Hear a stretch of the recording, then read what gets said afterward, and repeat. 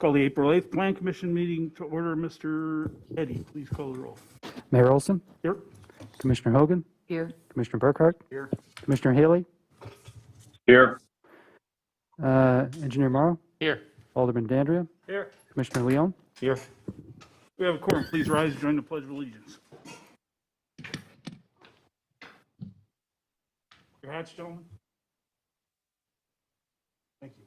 I pledge allegiance to the flag of the United States of America and to the republic for which it stands, one nation, under God, indivisible, with liberty and justice for all.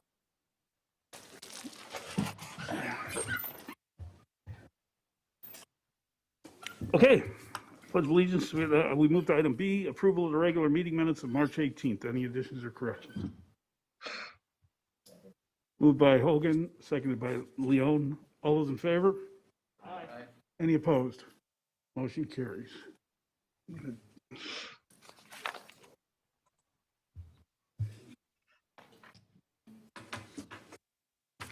Okay. First item on the agenda is Oakwood Industrial. Let's do the, without objection, let's do the short ones first, which is agenda item C2, Lumpia City Frozen Lumpia Manufacturing and Wholesale Sales Business.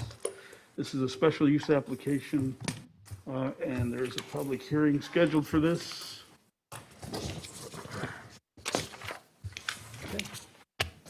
Mr. Planning Manager, please read the public hearing notice.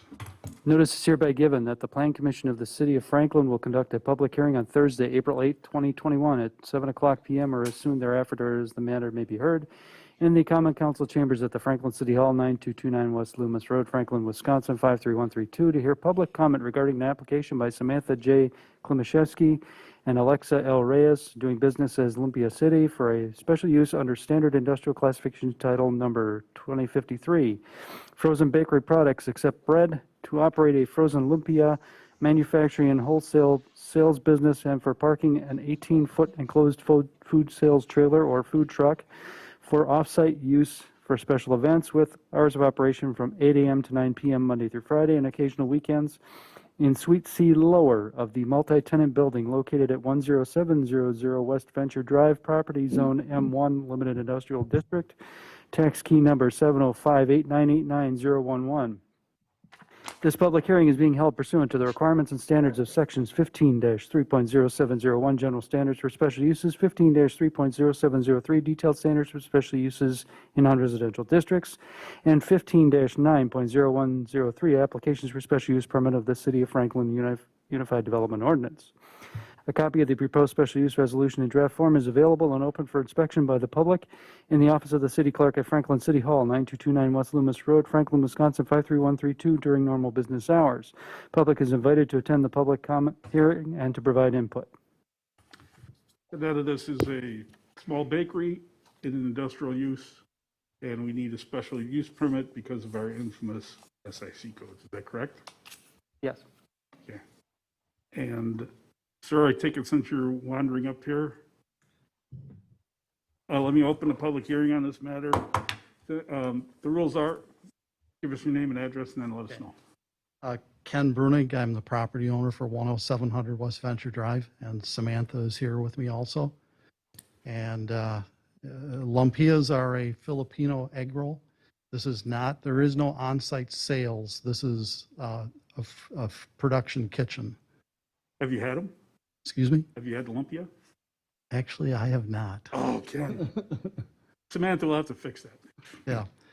Go ahead, Ken, I'm sorry. So it's a production kitchen. There is no exterior alterations. There would be their trailer that they take off site for events would be there some of the time, not all the time. There would not be sales out of the trailer on site. We're not asking for that. Okay, thanks, Ken. Mm-hmm. Anyone else wishing to speak on this matter? Anyone else? Seeing no one rise, I'll close the public hearing. Questions from the commission? Push your button, Mark. Alderman Dandria. I did notice that there was a question that I'm not sure if it was answered, but if the trailer is going to be located at the site, where is it going to be stored? Or is there capabilities of it being stored inside? Mr. Bruning?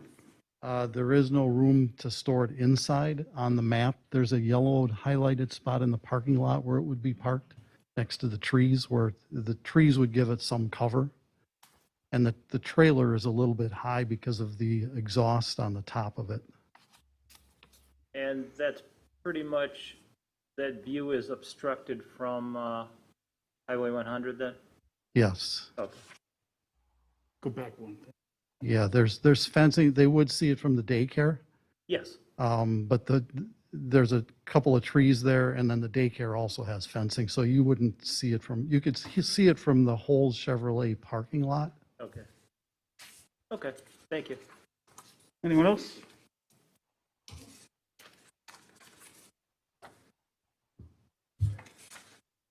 Is there a motion to recommend approval of resolution imposing conditions and restrictions for the approval of a special use for a frozen lumpia manufacturing and wholesale sales business use and for parking an 18-foot truck trailer upon the property located at 10700 West Venture Drive, Suite C, Lower?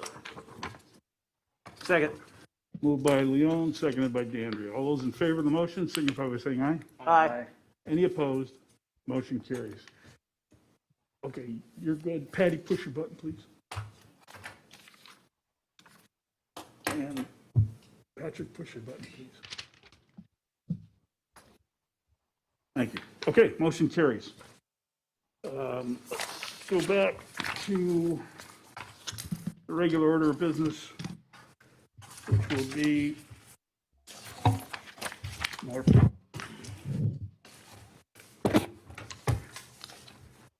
Better.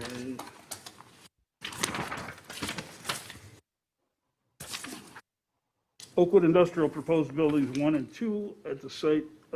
This is a natural resources special exception and a special use and a site plan public hearing. Mr. Planning Manager. We're in C1. P1, C1, yes. Thank you. You want me to reread the notice, even though we actually noticed it on March 4th?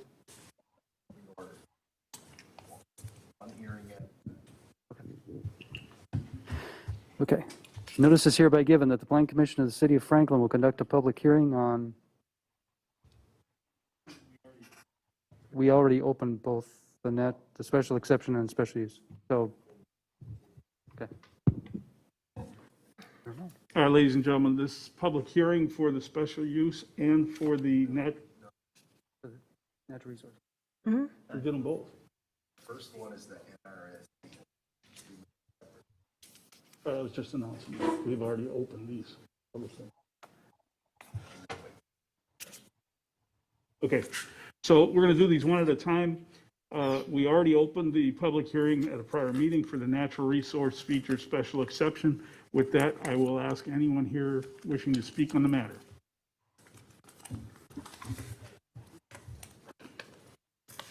Mr. Lake. Good evening, Mayor. My name is Mark Lake, 2420 Foothouse Drive, Brookfield, Wisconsin. I represent Vanguard Partners, developer of 2 parcels on the new Hickory Street, just south of Oakwood Road. We are requesting natural resources special exemption and special use to allow us to build 2 industrial buildings. One now, hopefully this summer, and another one a couple years from now when the ATC power lines are being relocated.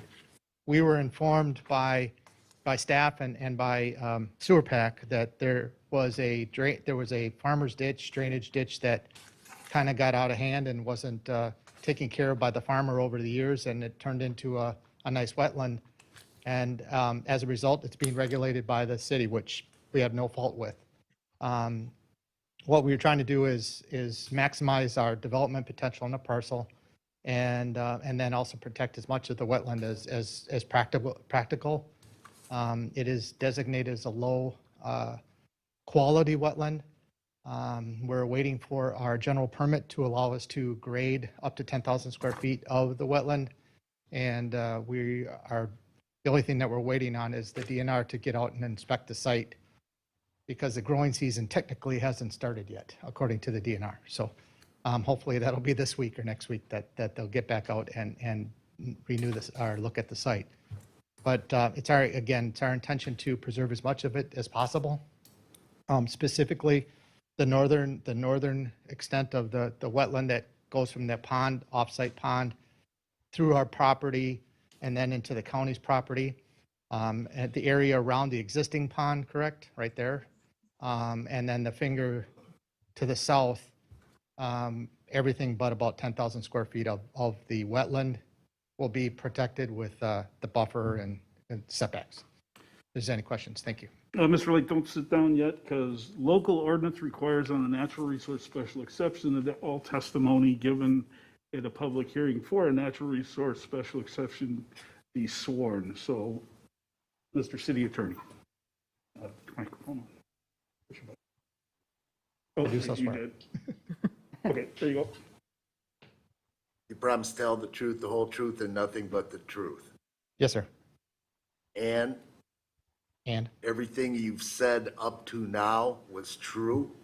yes, Thank you. you're welcome. Okay, thanks, Mr. Lake. Anyone else wishing to speak on the natural resources special exception? Seeing no one rise, I will close the public hearing on this matter without objection. We'll go to a motion. This is, You want?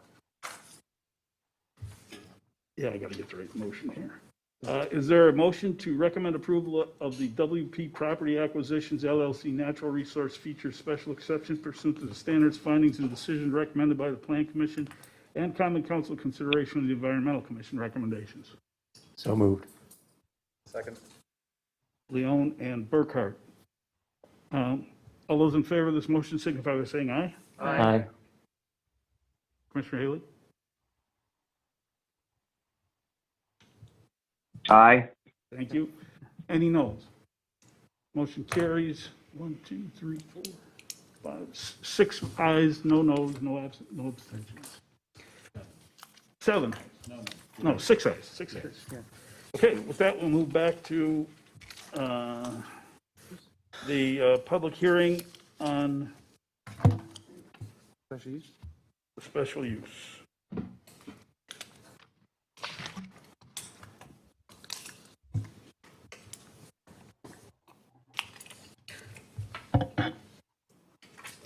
This evening, Commissioner Haley is on the phone. Unless he says votes in the negative, we'll count his vote as an affirmative, so we can keep moving. Mr. Planning Manager. It's continued. It's Oh, continued. it's continued, okay. The public hearing for this matter is open. So is there any public comment on the special use application for this particular project? Anyone wishing to speak on this matter?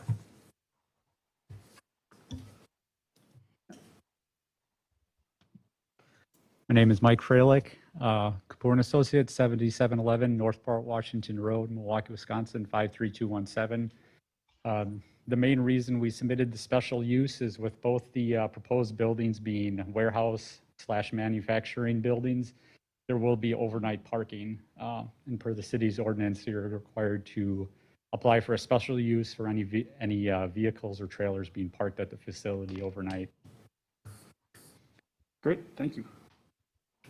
Questions from the staff? Anyone else wishing to speak? Anyone else from the public wishing to speak? Seeing no one from the public rise, we'll close the special exception public hearing. Commissioners, Commissioner Morrow, the city engineer.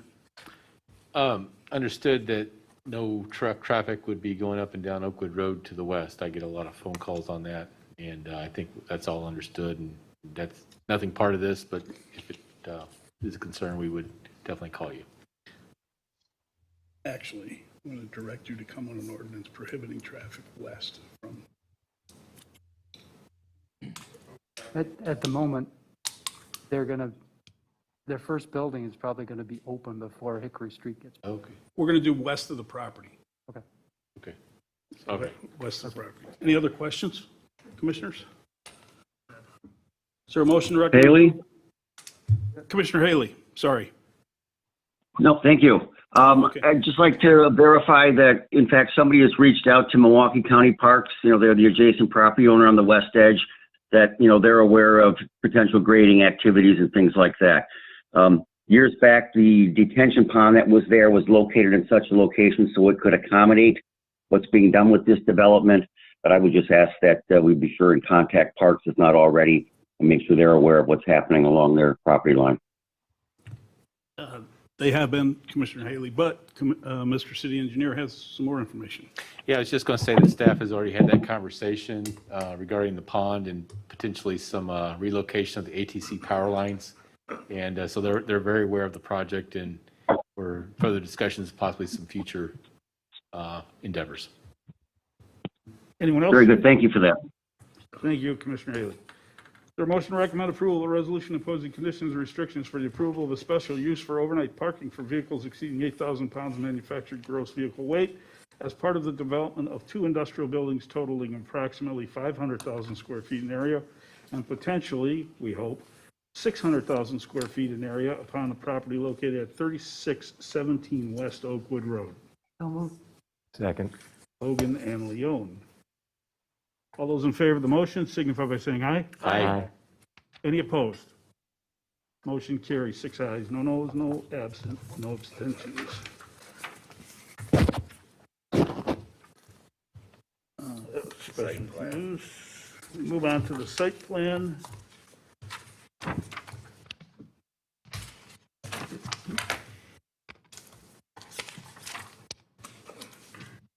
Okay. Mr. Eddy, why don't you walk us through this one? Well, the site plan resolution sort of depends on approval of the waiver, so you probably want to do the waivers first in order. We can do them one at a time. We need to have those motions recorded. And that's not it. That's the wrong one. You had that problem the other night too. It goes very rapidly. Yeah, just start right there. This is the landscape plan for the project, as shown on the overhead. One thing I will note is that there are a couple of plants that are recommended to be changed out because the city forester noted that they're either caution species or they're outright invasive. So they're going to be. We recommended that be changed out on the approval resolution, site plan resolution number 15. If you want to skip 1, 2, there we go. Here's the elevation. These are the elevations showing the facility facing Hickory Street, the top 2. It's just easier to show it this way than to try and show you the whole thing all at once. And then the one on the bottom is the facade facing north, up against Oakwood Road. The next elevation shows the back and south sides. So the bottom image on the one on the bottom is facing the wetland to the south and the stormwater pond, and the top 2 are the ones facing toward the county parkland property. The next image, which is the last one. Excuse yeah. me 1 second.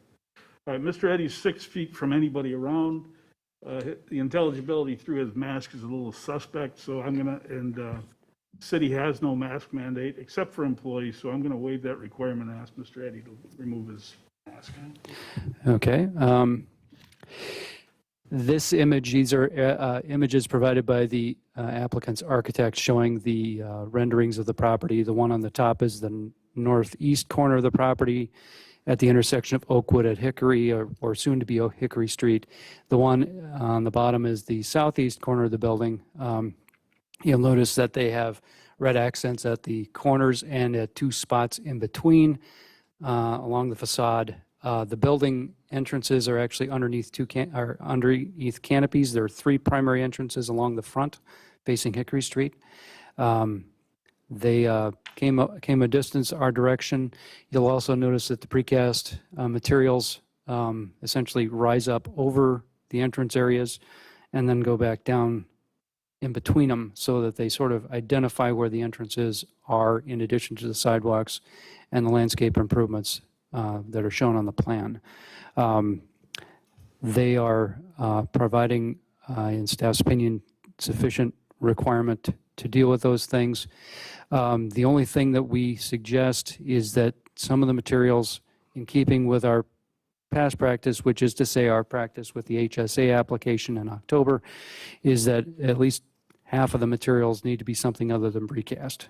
Because precast is listed in the ordinance as a secondary facade material, and they need to have something that's not secondary. At least half of it needs to be a primary material. But that's in keeping with the previous practice with HSA. Yeah, we did that. Really? Yeah. All we did was require them to use a different form. That was on the resolution that was adopted. The adopted resolution said that. So I maintain that going forward. Okay, let's talk about that. Otherwise, staff is recommending basically approval of these conditions. We provided some caveats to those things, and those are included in the resolution conditions, starting with number 5, and then proceeding down from the resolution. Oh, by the way, you all have a revised version of this. The number on the on the prior resolution for the site plan had an incorrect square footage number. They are requesting approval of this building at 235,000 square feet of floor area, not 200,000 as was on the previous resolution. So they increased the size of this building from their previous original design. We should work through these one at a time. Okay.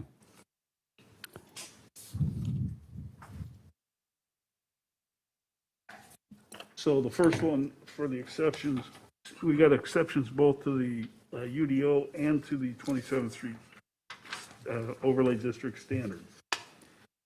Trying to think of the easiest way to do this. Yeah, consistent with the last time, we went through the PDD 39 standards, and then we went back through and did the overlay. All right, well, the first one is the required standards on 15-3.0444B.D.1.A.4 pertaining to parking. What is that exception calling for? That it basically requires that parking doesn't provided in the front yard, in front of the building, between the building and facade and the street. And based on the type of design of the building and what they do, putting the parking in the rear would be a bad idea. It would just result in all sorts of conflicts, and it would be cleaner just to have the parking in front. So staff supports that waiver. Questions from commission? Their motion to waive the required standards under 15-3.0444B.1, I'm sorry, B.D.1.A.4 pertaining to parking. So moved. Leon and Mr. Burkhart. This requires 5 affirmatives. All those in favor of the motion signify by saying aye. Aye. Any opposed? Motion carries. 6 ayes, no noes, no absent, no abstentions. Mr. City Planning Manager. Okay, the second waiver is concerning loading and unloading areas. Shall be located to the side yard or rear yard and screened so as to minimize their view from adjacent streets. The request is simply to screen the rear property line, be waived. They already have screening along there, and doing more than that adjacent to a passive park was felt to be unnecessary. Staff recommends approval of this waiver. Questions from the commission regarding this particular item? Is there a motion to waive the required standards under 15-3.0444B.D.1.A.5 and 6 pertaining to parking? So moved. Second. Dandry and Leon. All those in favor signify by saying aye. Aye. Any opposed? Motion carries. 6 ayes, no noes, no absence, no abstentions. Open spaces. Mr. City Planning Manager. Okay, this one requires not less than 1/2 of the required building setback from any dedicated street devoted solely to lawns, trees, shrubs, and landscaping. And if you permit parking in the front yard setback, then by its very nature, you can't have half of it also be landscaped and green and not paved.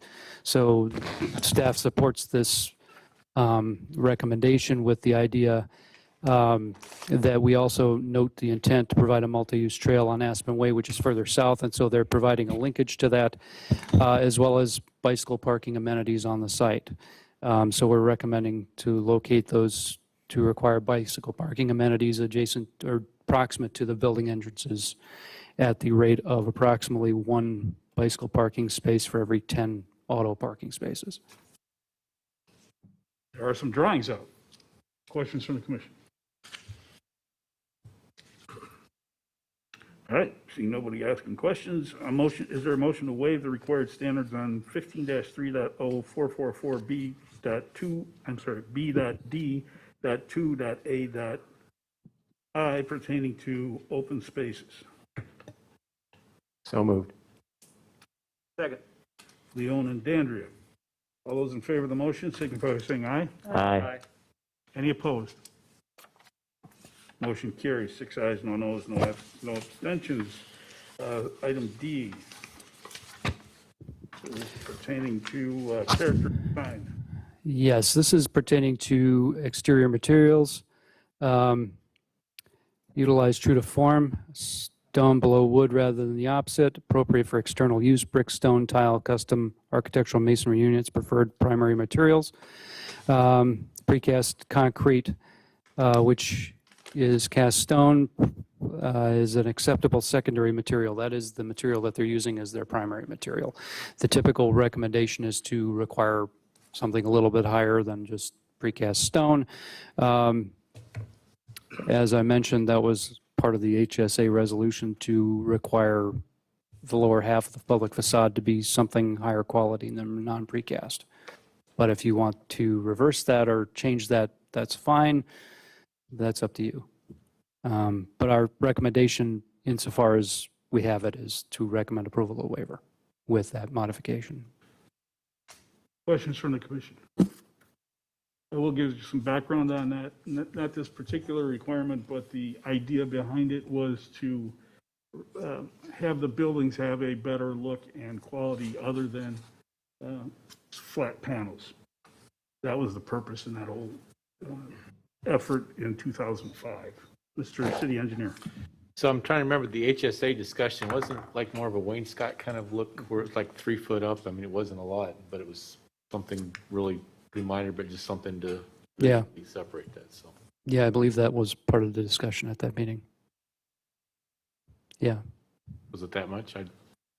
How high did it come off the ground? It was like, I thought like 3 or 4 feet at the most. No? It was more than that, but Okay. It was somewhere about, I think somewhere around 2/3 of the way up the door side, level of the door. What was that? Was it actually a different material or just a different look in the panel? Marion worked on that one. you're going to remember something I didn't.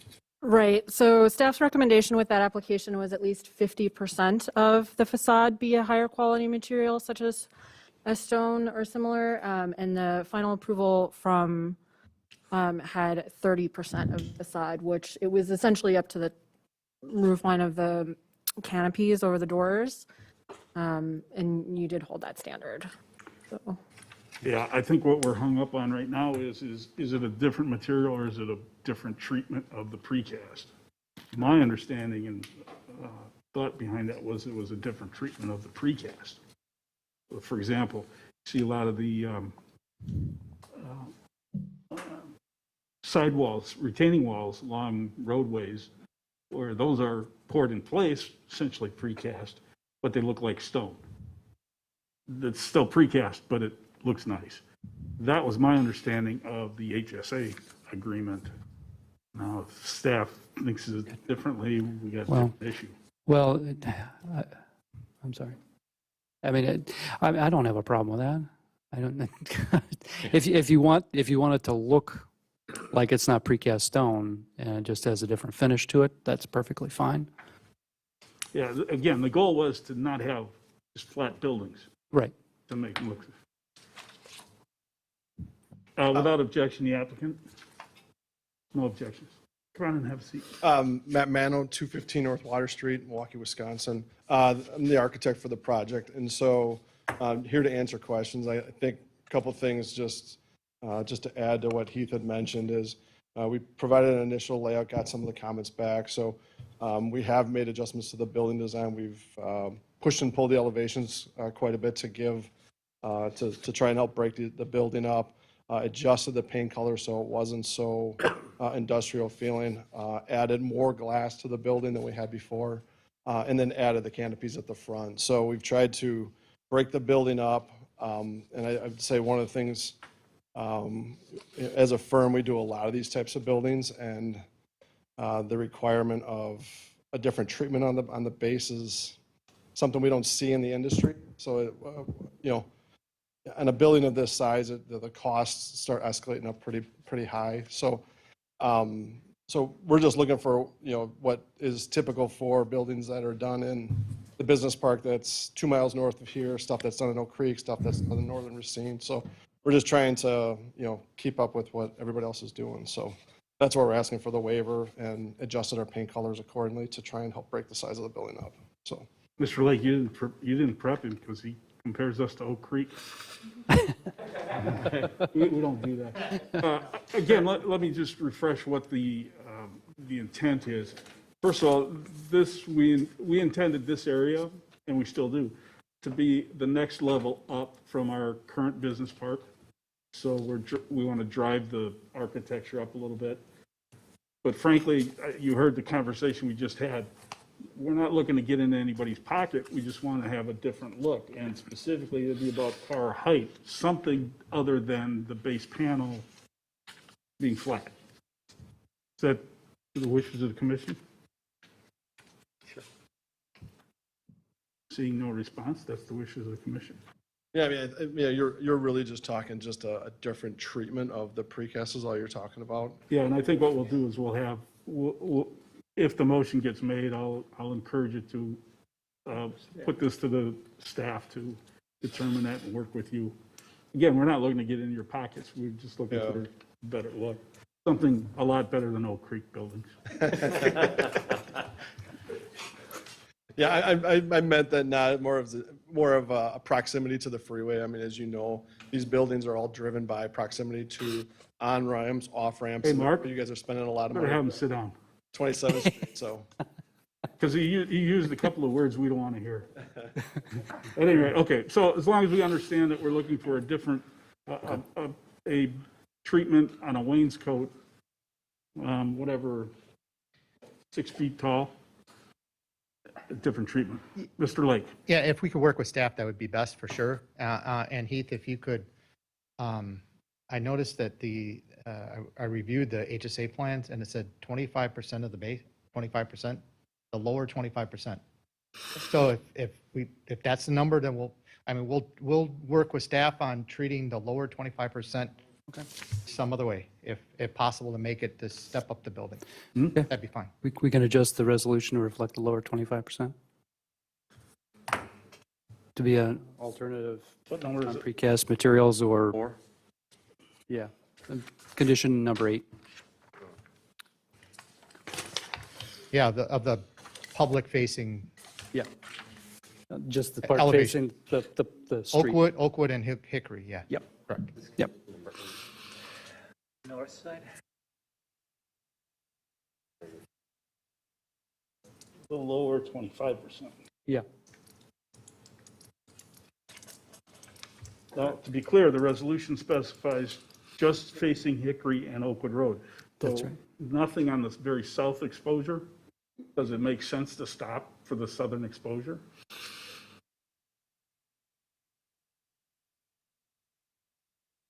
There'll be landscaping and all this stuff on the corner. I mean, it's, I understand the west side, but, all right, let's not worry about that. It's just as long as the commission's aware, nothing on the south exposure. Okay. Which one is this? Is this E or D? This, no, oh, you don't have it this way. Hang on. Yeah. This is Waiver 2 D. and 3, standards 2 and 3. Yes. Their motion to waive required standards under 15-304.4B.D.4.A.2 and 3 pertaining to building character and design with the understanding that it is the lower 25% of the building that we want a better treatment and authorize staff to make the decision. So moved. Second. Leon and Hogan. Any other questions? Staff, you got it? Yeah. All those in favor of the motion signify by saying aye. Aye. Any opposed? Motion carries. Six, Condition still says non-precast uh, in the resolution. Do you want to amend that just to say higher quality materials and just leave out the non-precast? Any objection from the Plan Commission from Condition 8, removing the words non-precast materials from Condition 8 and adding the word 25% in lieu of half? I see no objections to that. Okay. Thanks for requesting clarification, Mr. City Attorney. That's why we pay you the big dollar. Okay. Next item, Mr. Planning Manager. Okay. This standard relates to outside loading docks located side or rear yard screened from view, sited by extended building walls, berms, decorative fencing, landscaping. Applicants requesting requirements to screen rear property line be waived, and similar to the other one above. And with a reminder that the staff supports this with a reminder that a dumpster pad shall comply with section 15-3.030803I, which relates to fencing or other type of material around to enclose the dumpster location. Commissioner?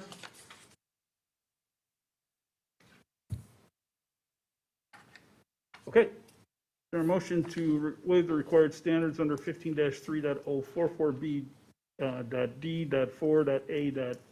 What is that, 9? Is that 9? Is that Yeah, 9? 11. I don't remember my high school Roman numerals. Pertaining to building characters and designs. So moved. Second. Leon and Burkhart. All those in favor? Aye. It was 11, not 9. Oh, thank you. It's that Catholic school stuff. I forgot it all. Let's do it again. All those in favor? Aye. Any opposed? Motion carries, 6 ayes, no noes, no absence, no abstentions. Now we've got a list of waivers on the 27th Street designs. For those who are watching and or will watch, these standards were established in 2005.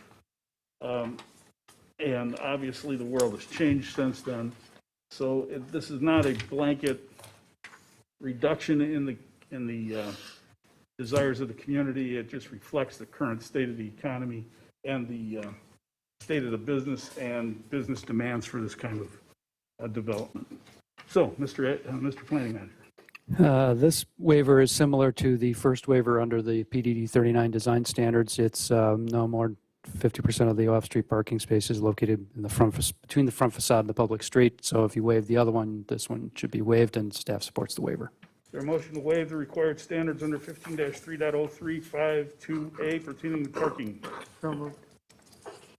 Second. Hogan and Leon. All those in favor of the motion signify by saying aye. Aye. Any opposed? Motion carries. 6 ayes, no noes, no absent, no abstentions. Next item is landscaping requirement. This one relates to development, contains a building over 50,000 square feet, shall provide essential area features such as patio, seating area, pedestrian plazas, and so on. It's a design intended for more of a commercial shopping center rather than an industrial building. Staff supports this waiver request with stipulation the applicant needs to provide some kind of benches or other materials near the doorways. And again, in 2005, we had the vision of a corporate campus on a couple of these parcels.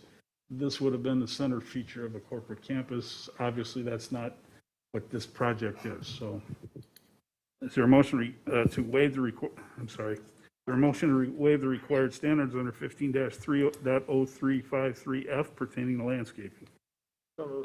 Second. Dandria and Leon. All those in favor signify by saying aye. Aye. Any opposed? Motion carries. 6 ayes, no noes, no absence, no abstentions.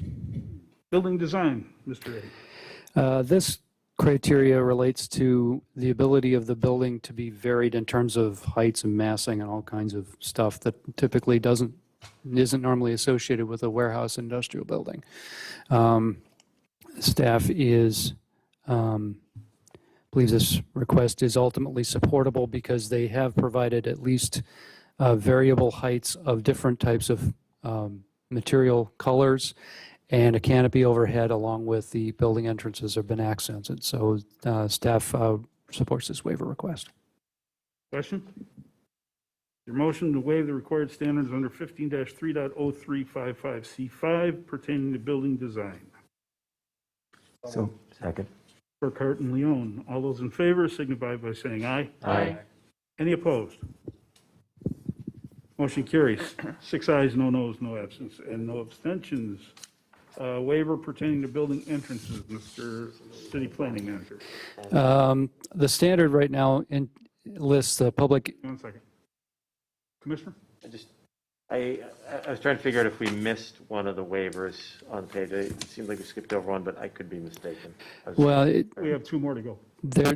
there's a listing on number 6 in the staff report at page 10, Okay. but that's the one that references Okay.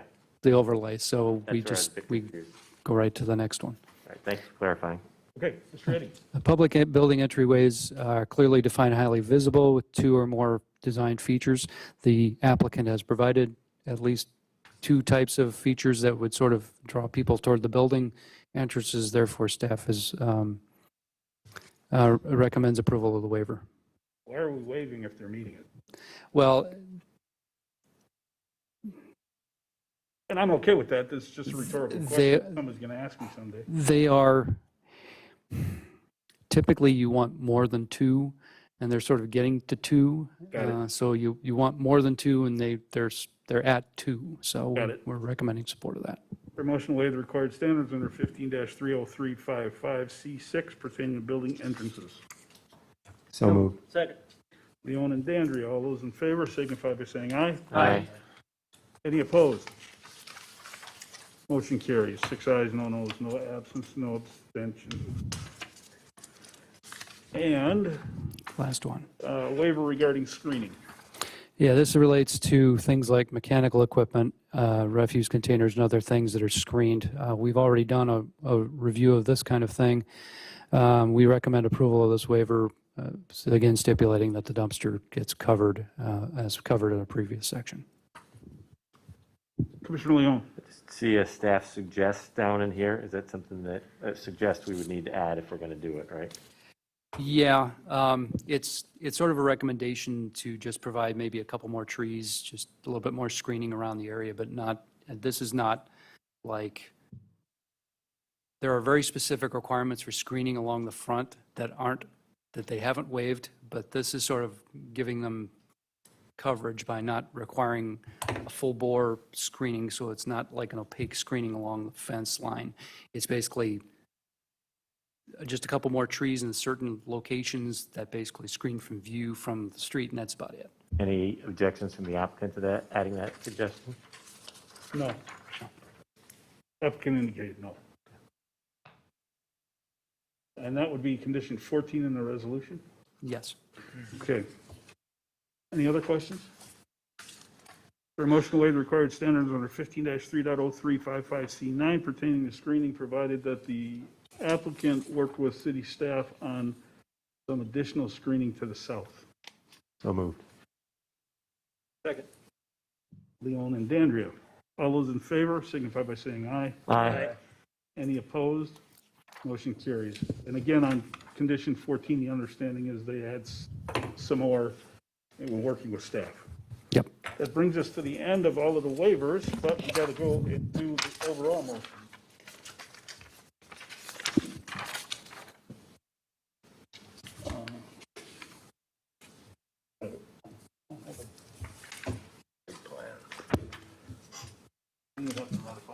Yeah, 235,000.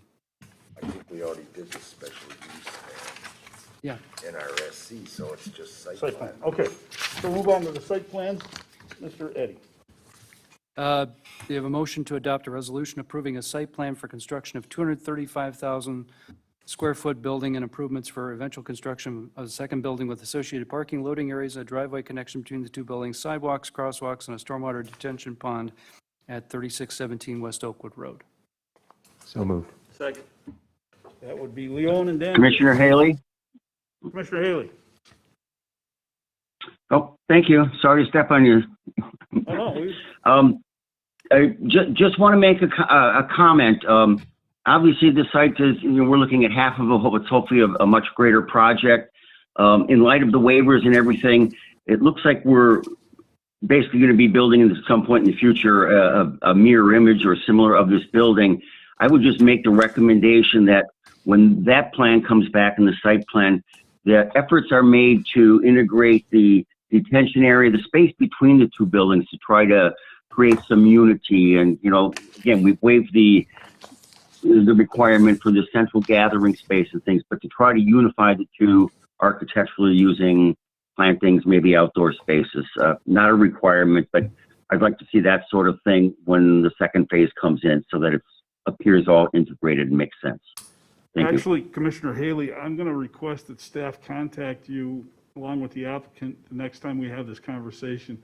The ponds and stormwater management and associated landscaping are continuing discussion. Not that the applicant is objecting to anything. We're just trying to do the best thing for the environment and still maintain financial viability of the site.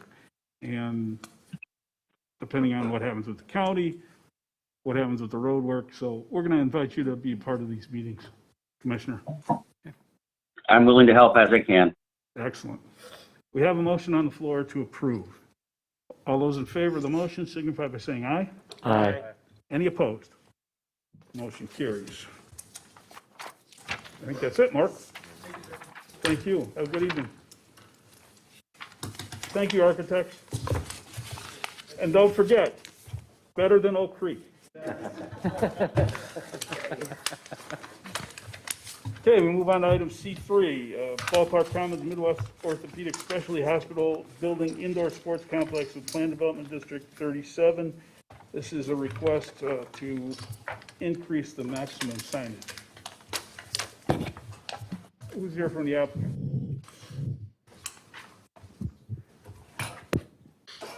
Good evening, Michael DeLugi, representing Sign Effects, Bolt Construction, and Rock Ventures, 1827 West Glendale Avenue, Milwaukee, Wisconsin, 53209. This may take a bit, so why don't you have a seat? All right. Okay, who's doing this? Mr. Eddy, Okay. there's a public hearing regarding this. Is that Yeah, correct? we schedule a notice. Notice is hereby given that the Plan Commission of the City of Franklin will conduct a public hearing on Thursday, April 8, 2021 at 7 p.m. or as soon thereafter as the matter may be heard in the Common Council Chambers of the Franklin City Hall, 9229 West Loomis Road, Franklin, Wisconsin, 53132. To hear public comment regarding an application by Christopher D. Boudet, River Rock Performance Properties LLC for approval of an ordinance to amend Section 15-3.0442 of the Unified Development Ordinance, Plan Development District Number 37, the Rock Sports Complex / Ballpark Commons, to increase the maximum permitted sign face area of approximately 750 square feet to 12,507 square feet, distributed between 38 signs for the indoor sports complex.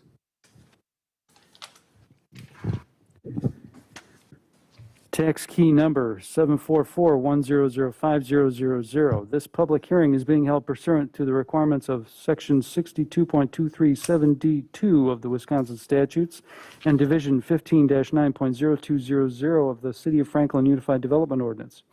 Copy of the proposed draft ordinance is available and open for inspection by the public in the office of the city clerk at Franklin City Hall, 9229 West Loomis Road, Franklin, Wisconsin, 53132, during normal business hours. The public is invited to attend the public hearing to provide input. Okay, staff, before I open the public hearing, want to run through the slides? Yes. So everybody's got an idea of what we're talking about. So this is a amendment to the Plan Development District to increase the maximum of amount of sign permitted. So according to the Plan Development District, the maximum amount of sign shall follow the municipal code. So according to the municipal code, the maximum sign area permitted for this building will be approximately 750 square feet. That is based on a ratio of 1.5 of the building frontage. So the applicant is proposing approximately 12,500 square feet in a total of 38 signs, 1 monument sign, and the rest will be wall signs. So signs will be located on all 4 sides of the building. So this is a rendering of the monument sign.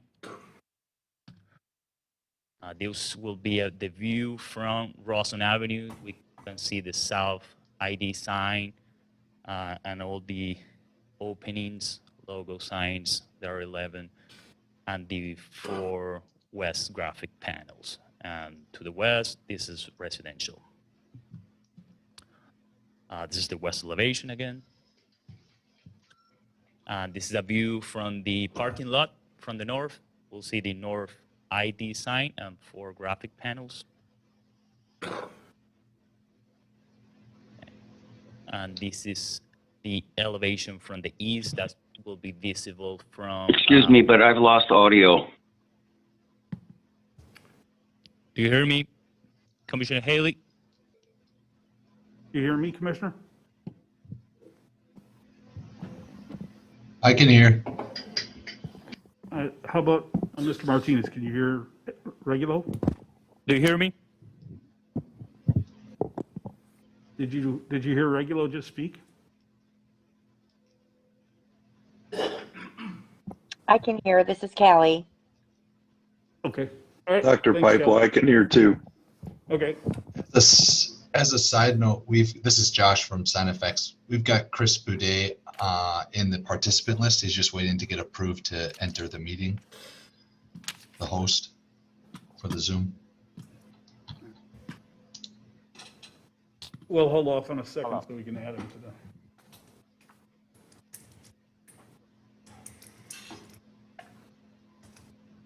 You got 2.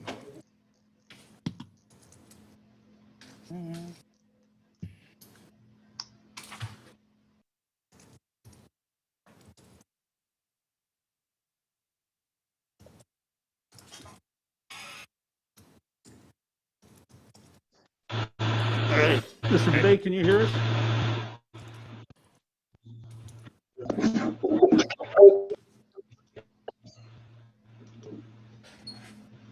There you go. Okay. Okay. Okay. This is the east elevation that is visible from south. Somebody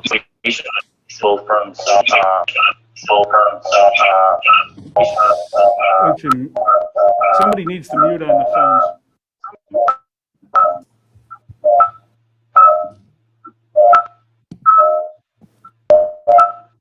Hello? Hello? Okay.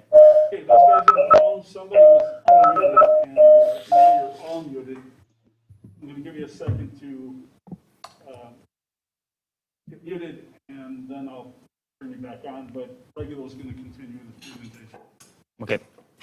This is the east elevation that is visible from South Ballpark Drive. So we have the applicants proposing 5 graphic panels. Okay, so now to the analysis of the application. So staff is recommending denial of the Plan Development District Amendment for 4 reasons. The first reason will be traffic safety. So as noted in the staff report, traffic safety is an accepted standard for sign regulations. That's why the municipal code has some maximum sign area based on the building frontage along the road. Attached to the packet, there is a report from the Wisconsin Department of Transportation that has some studies that demonstrate that extra driver distraction, including signs, may cause crashes. So this is particularly important for this location because it's close to the intersection of Rawson Avenue and Ballpark Drive. And I'll also include it to the packet the daily traffic. There is about 9,000 So compared to a normal residential street, it's 800. So this Rosslyn Avenue has very high traffic. The second reason for denial is the land use compatibility. So we have the applicants proposing the 4 graphic panels on the west elevation here. This area is during construction. That will be facing a residential subdivision. Of course, on the other hand, staff acknowledge that this is a landscape buffer between the building and the residential subdivision that may help, but we are still recommending denial for the land use compatibility. Regulo, can you forward to that image? Which one? The one of the west elevation? Oh, yes. That one, yeah. Mhm. All right. So when you're doing this, if you could. Oh, okay. Okay, Yes. good, thanks. Continue, Mr. Okay, the third reason is that the ordinance, if approved, will not be content neutral. So according to previous case law, an ordinance cannot make a distinction between advertising signs, like the logo signs, and the other non-advertising signs, like the graphic panels. So if this is approved, and if in the future the owner or any other tenant would like to have logos here, it will be allowed because we cannot regulate the content of the sign. So these graphic panels will be considered as a normal wall sign. And it could be illuminated at that point. Well, as proposed, it's not illuminated. But if this is approved with these panels on it, and at some future date, the then owner decides, I want to put an illuminated sign there, all he needs is building permit. Is that correct? Well, that will change from a non-illuminated to a illuminated. That will be different. But they may change the content. Okay, so if it went to illuminated, they would have to get new approval. Right, correct, yeah. Okay. And the fourth reason is equal protection. So this proposal is increasing the amount of signage, permitted signage, by about 16 times. So other properties do not enjoy that amount of signage to be permitted. So, and that will create a precedent for other applications like this for an excessive amount of increase of the sign area. So as noted before, staff recommended denial, but if the Plan Commission wishes to recommend approval, staff is suggesting alternative approval that will exclude the signs that I highlighted here.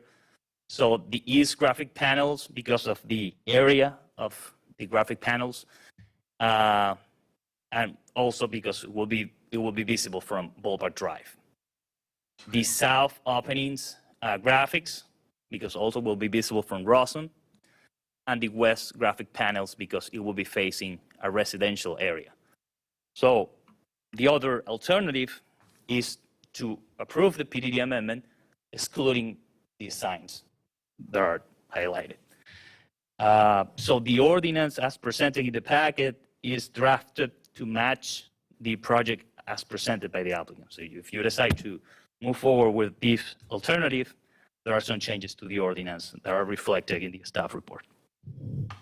Okay, this is a public hearing. I will open the public hearing, and anyone wishing to speak, please rise, come forward, and give us your name and address, and tell us what you're going to tell us.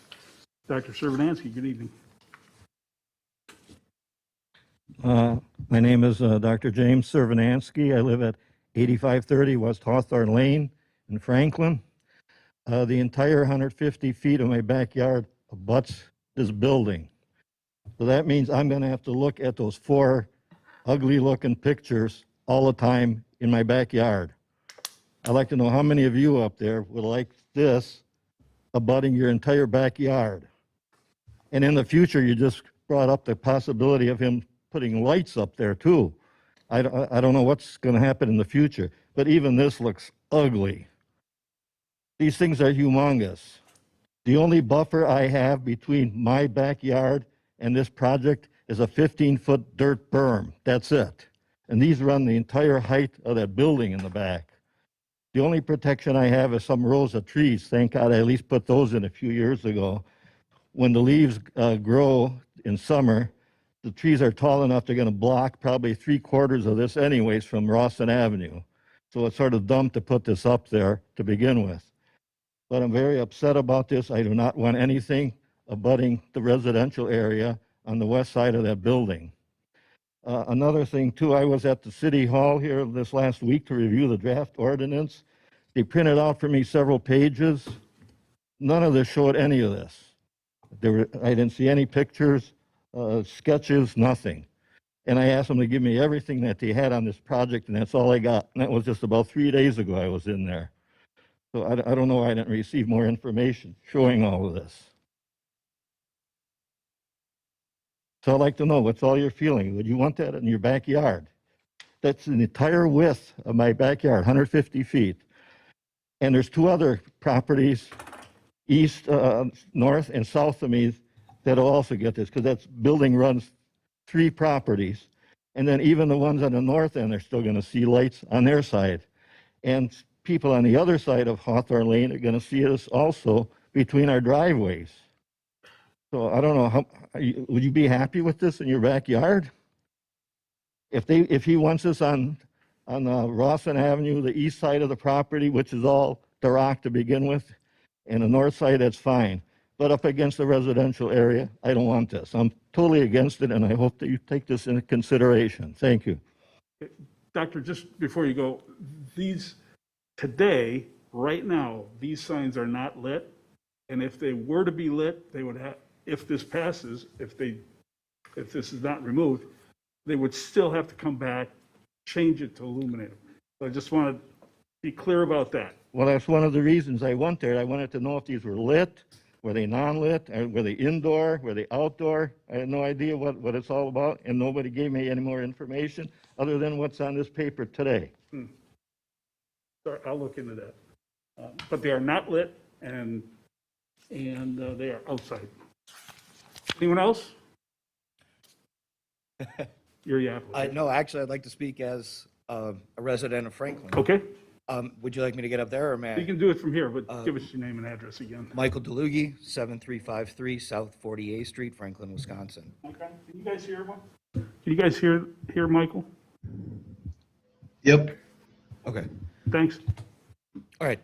As a Franklin resident, I've been very happy to see all of the development that has gone up through the whole city, but particularly 76 and Rawson as well. And I think that the Plan Commission, the Common Council, Architectural Review Board has done a great job of being very good business partners as well as residential partners to a lot of things. So as presented here, I actually like it.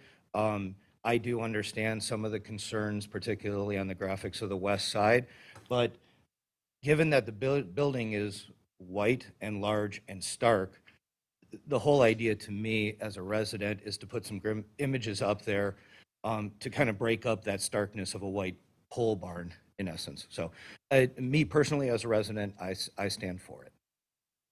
Okay. Anyone else? Mr. Servanansky. Chad Servanansky, 8530 West Hawthorne Lane. If these are the images that they want to start with, how often are they going to change the signs down the road?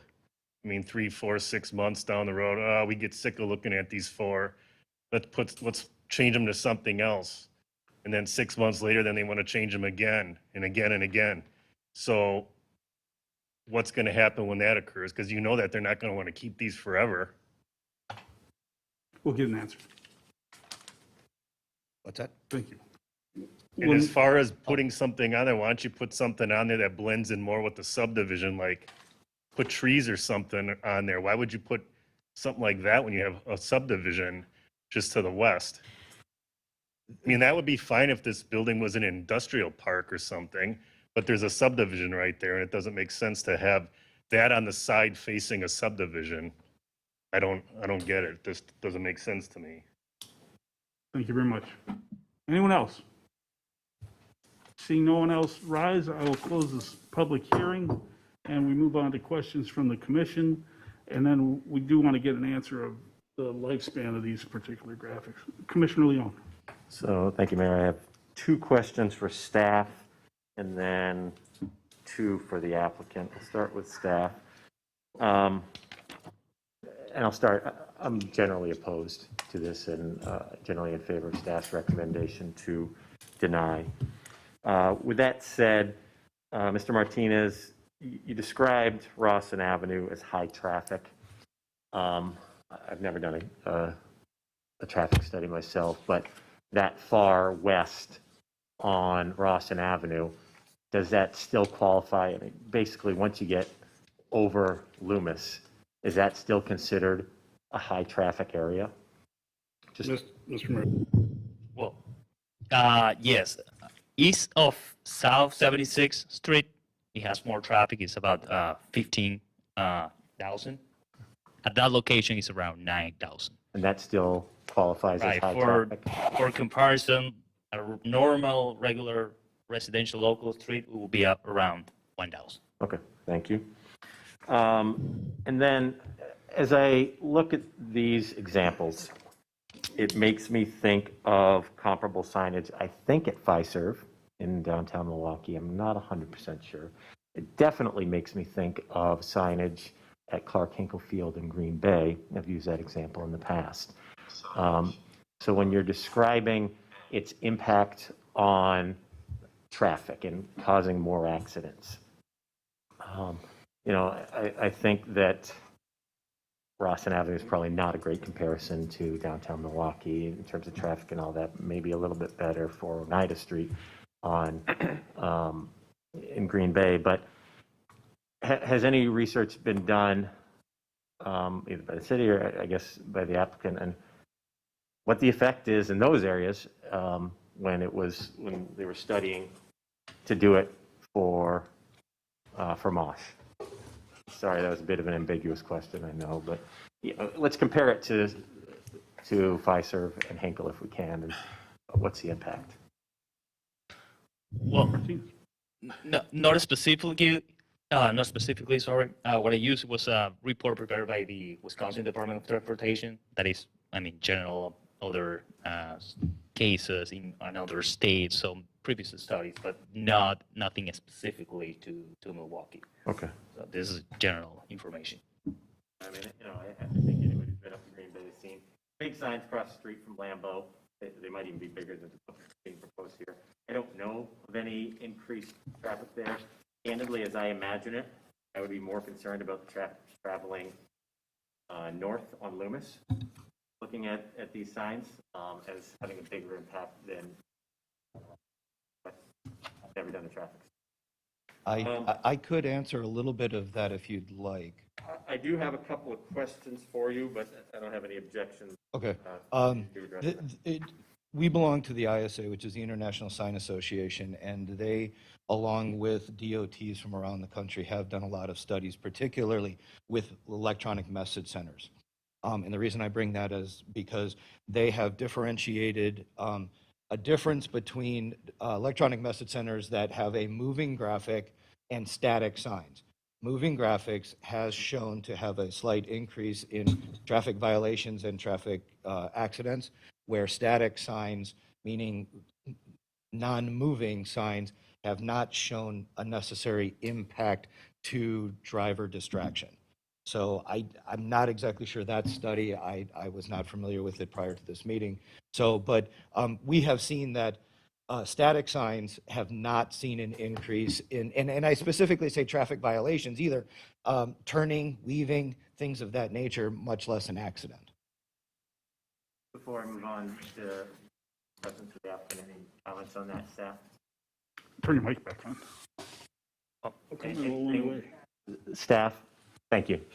To address what the applicant just laid out. Yeah, and I will quote the study. So this is prepared by Wisconsin DOT.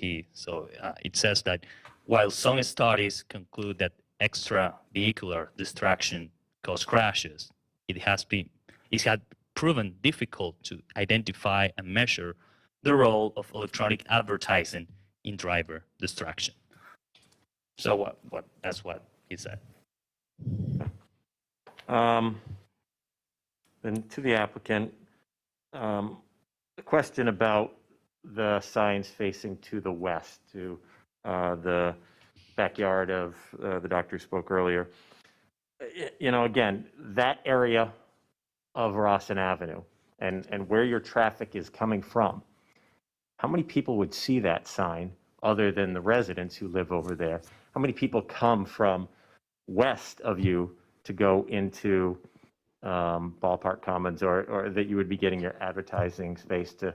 It's clearly not favored by your neighbors to the west. What kind of bang for your buck are you really going to get out of signs on that side of the building? Understood. And predominantly, I don't believe that those graphic panels were necessarily directed towards vehicular traffic on Rawson. There is a access road, as you see right there, that drives along it. And again, because you're driving along the large white bare span of that building, the whole depth of it, it was just more for vehicular traffic in there, not necessarily to call attention to traffic on Rawson. And I've had in-depth conversations with Bolt and Rock, and we would be willing to waive this west elevation and the 4 panels, because you're right, it doesn't add any kind of advertising, anything. It was just because staff in previous meetings had expressed a concern with the white open barrenness of this particular building. So if in lieu of residents' comments and staff's consideration of the west elevation, we would be willing to waive the west. Okay. And I actually have 2 more questions, if that's okay. You just made me think of one. What type of consultations, what kind of input have you sought out from your neighbors immediately to the west? Like, not just the folks here tonight, but what have you done to address their concerns before tonight? I personally cannot say that Sign Effects has. I would have to defer to Chris from Bolt to see if any conversations have been had. And he's on the call, correct? Yeah, Mr. Bidet? Hello, can everyone hear me? This is Chris Boudet. We got you. Okay, excellent. I'm here representing Bolt, also River Rock Performance Properties LLC, the owner of the facility, and specifically to address your question, we have not done any sort of surveys or polls that included residents to the west of the facility regarding their desire for such. However, like Michael stated earlier, we're absolutely in favor of eliminating the signs on the west elevation of the building if the council feels that that's a benefit to this project. As stated earlier, those signs were in direct response to some comments very early in this project, upwards of a year ago, where the city had made comments that the building, the large area of what building was just too stark, and something in the fullness of time needed to be done to kind of differentiate and break up some of that elevation. So if the city is in favor of some of the residents would like to revise that requirement, we're certainly willing to comply, and really it's probably in the best interest of the community and our neighbors here to eliminate those signs in the west. Okay, thank you for that. Yeah, I definitely think, given the nature of this whole property, it's best to talk with the neighbors before one of these meetings so that we've got their feedback already. Last thing, and this really goes to your comment as a resident in Franklin, I looked up the distance from the property to your house, or not your house, but your road, 2.9 miles.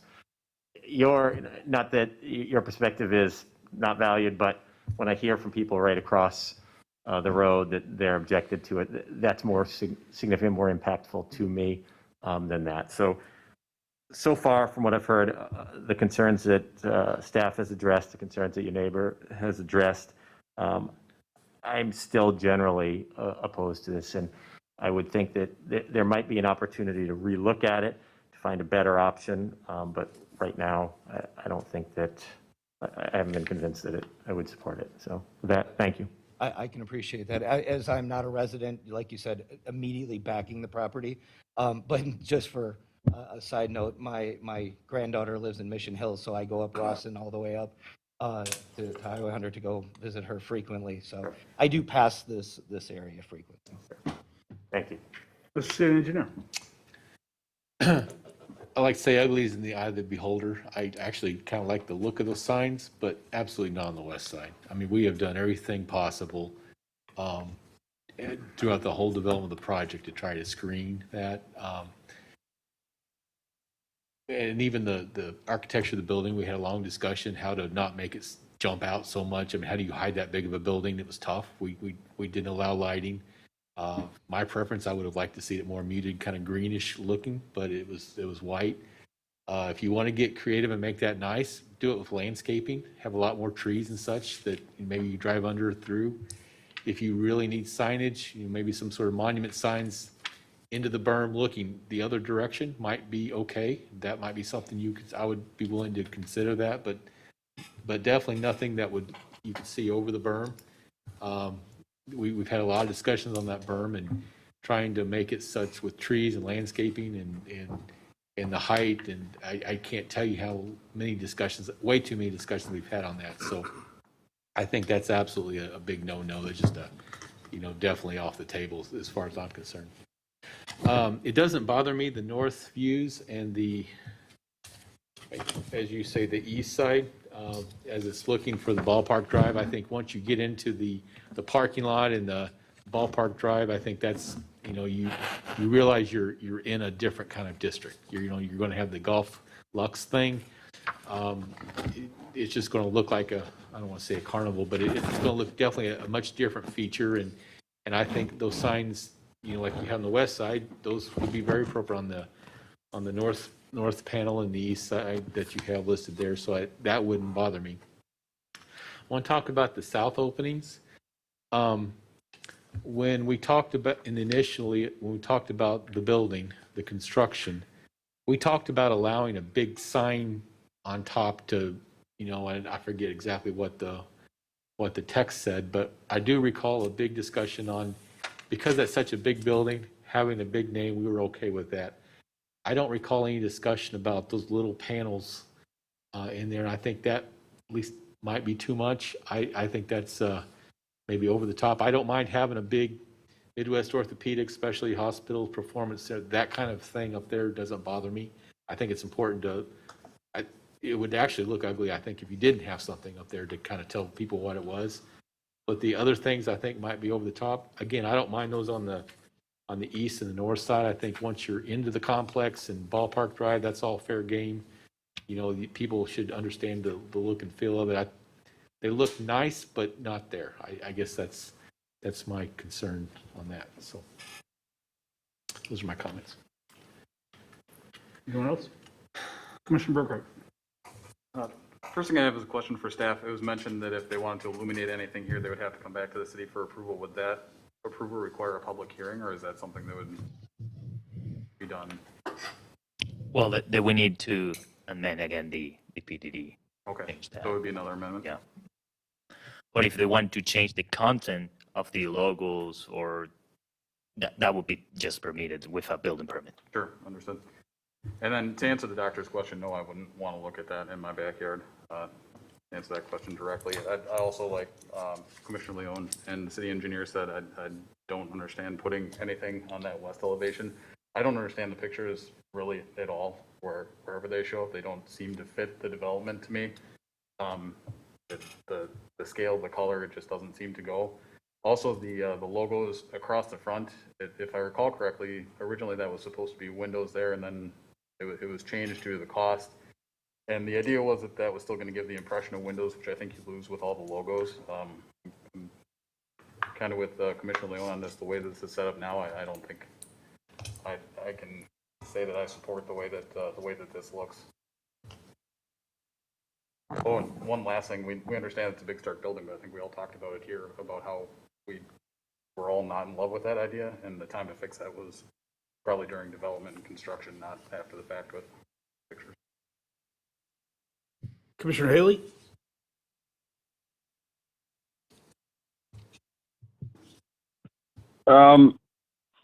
Great comments by all my fellow commissioners, and I'm inclined, I think the west elevation is excessive. The rest of the stuff makes sense. Anyone else? Alderman Danner. Well, I agree with the west side. I'm not quite sure about Mr. Haley's comment in regards to, well, I agree with everything else. I'm not sure if Mr. Haley's agreeing with the logo representation of the businesses that are represented on the south viewpoint. I don't really think the traffic along Rawson is going to cause that much interference with them. We might want to go, hey, let's go every other one and keep contrast and keep an opening in between them.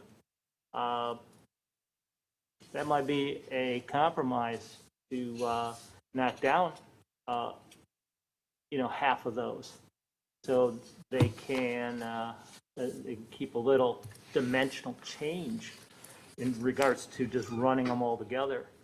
That's just an idea and opinion. On the east side, we've got illumination of, how many times are we going to put Midwest Orthopedic on this building? We've got a monument sign that's near the ground. Do you need the monument sign? The monument sign and the building sign kind of serve two different purposes. And if you were able to zoom out, the rest of the development off picture here is going to be otherwise tenants. And they would be permitted to have individual tenant signs for them. So the one up top for what we call the north secondary ID wall sign, that's to identify to Ballpark Drive and everything that's where that particular tenant in the building resides. The monument sign is more of a welcoming right along Ballpark Drive as you come around. So they do serve kind of different purposes. So to that, I would say that because they're both different purposes, even though they're in close proximity to each other visually, it's no different than a lot of other tenants in Franklin that have a monument sign or a ground sign and a tenant sign or an ID sign right behind it on their building. Both of those are going to be illuminated, Correct. correct? Both of those, the wall sign is lit channel letters, so only the individual letters light up. And then on the bottom sign, that is also a routed cabinet. So it's not like a big white face that lights up with graphics on it. Only the individual copy will light. So it's going to be a little bit more understated than it might appear here. Okay. I'm fine then. I'm fine with the east, and I'm fine with the north. Okay.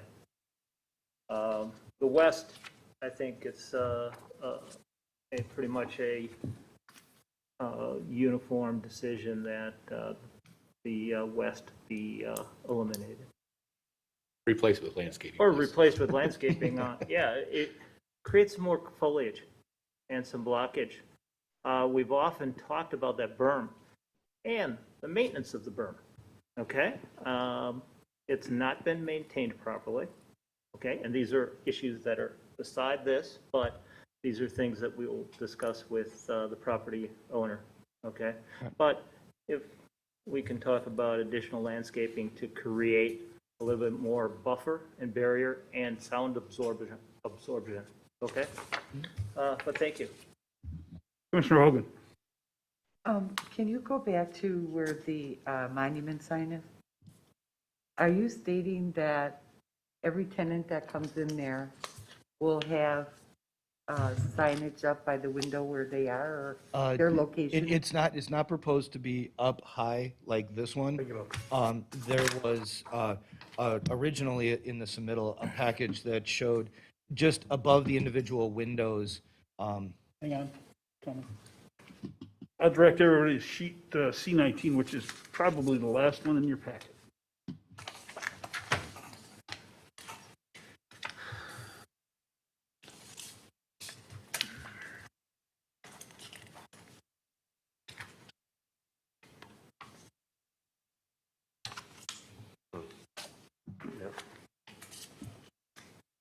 The two sheets that we're talking about here are sheet 3 and 19 in the drawing pack.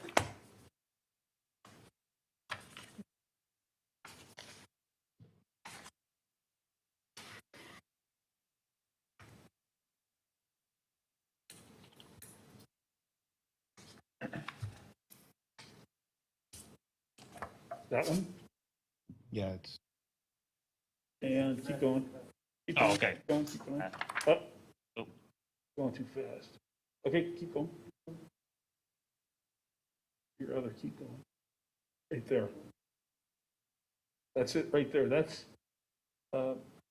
what you would see from the south and from The south and north. the, That's actually. the one that they showed me in the beginning, that's the east, right? That's actually not labeled correct. Zoom in. Because that would not be the south elevation. Oh, that's the east. That'd be the elevation near the entrance. correct, The monument sign is located. correct. The monument sign would be to the right of the doors on the north elevation. And So then right about there. Midwest is up there? Actually. Midwest, correct, is up in that area right there. Right there, This is the east elevation. right. That's, now that you mention it, you are correct. That's the east elevation, but we're actually proposing that the tenants be allowed signage on the south elevation along Rawson, not east elevation as to Ballpark Drive. Okay, I Plus got it. all that stuff. If you go back to the site plan, if I could ask that. I got it. I know what you're talking about now. Right. Sorry. I was wrong. Yeah, right there. So, south tenant, it says there, then it says north tenant, right there. This is what happens when you get old. But the tenants would be allowed the standard Franklin allowance of 1.5 square foot by their frontage.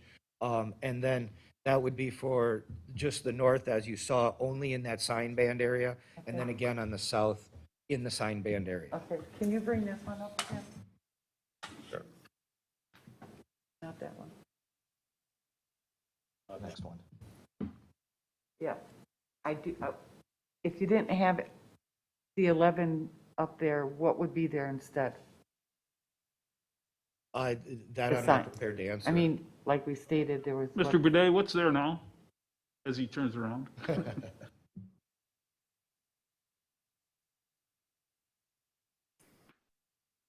I'm turning around to grab the drawings. We have I guess you would describe it as a phenolic panel. For anyone not familiar with that, it's more of like just a smooth material and not brick.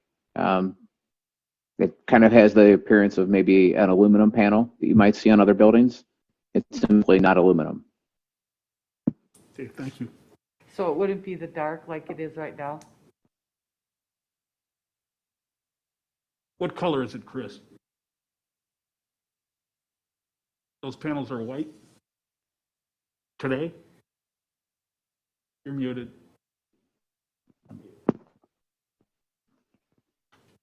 It's a gray panel. There you go. It's gray? Correct. Okay, thanks. What do you It's think? currently gray. Gray? It's It's a a light gray aluminum panel.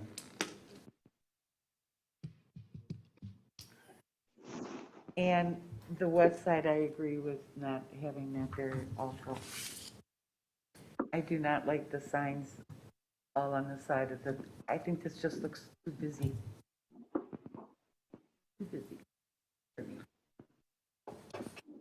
Okay, so I'm hearing a consensus, but for my 2 cents, regular slide 24, please.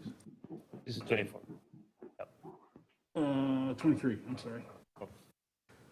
if each tenant, and there's currently 5 in there, I believe, has their own sign on the window, I understand that there's a perceived difference between the monument sign and all of the signs around the building, but the monument sign has a space for one more tenant, but what about the other 4 or however many end up in there?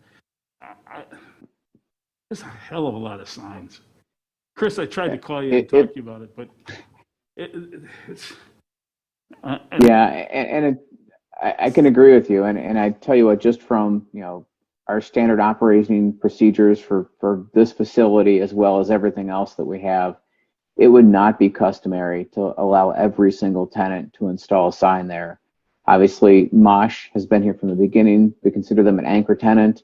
They have the naming rights for the facility, so they have a sign.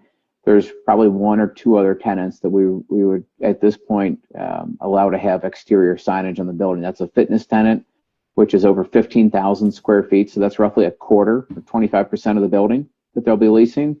And there's 1 other tenant that currently we're discussing some signage with. So this is not going to be 10 tenants with 10 different signs out there. That's simply not the type of building we want to present in the community here. Yeah, to be frank, I was good with the electrical signs that you show on the drawings. And I didn't get to the last page, and shame on me, which is that shows the individual tenants around ringing the building.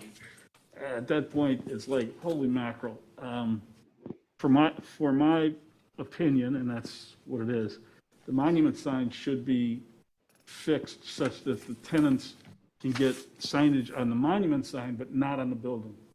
And I'm okay with Midwest Orthopedics. It's their building. I'm okay with the one that's up there, but to put all the rest of the tenants on the side of the building, it's just too much. Similarly, the slide 24, please, regular. That's way too much. That's, it's personal opinion and all that, but that looks crazy. And how many Rock Ventures do you need up there, and how many Milkman logos? And I understand you're trying to break up the building. I get it, but there's got to be a better way, because that's all that is clutter, in my view. I did like Mr. Morrow's comment about possibly alternating. That may. I thought I had it mistaken.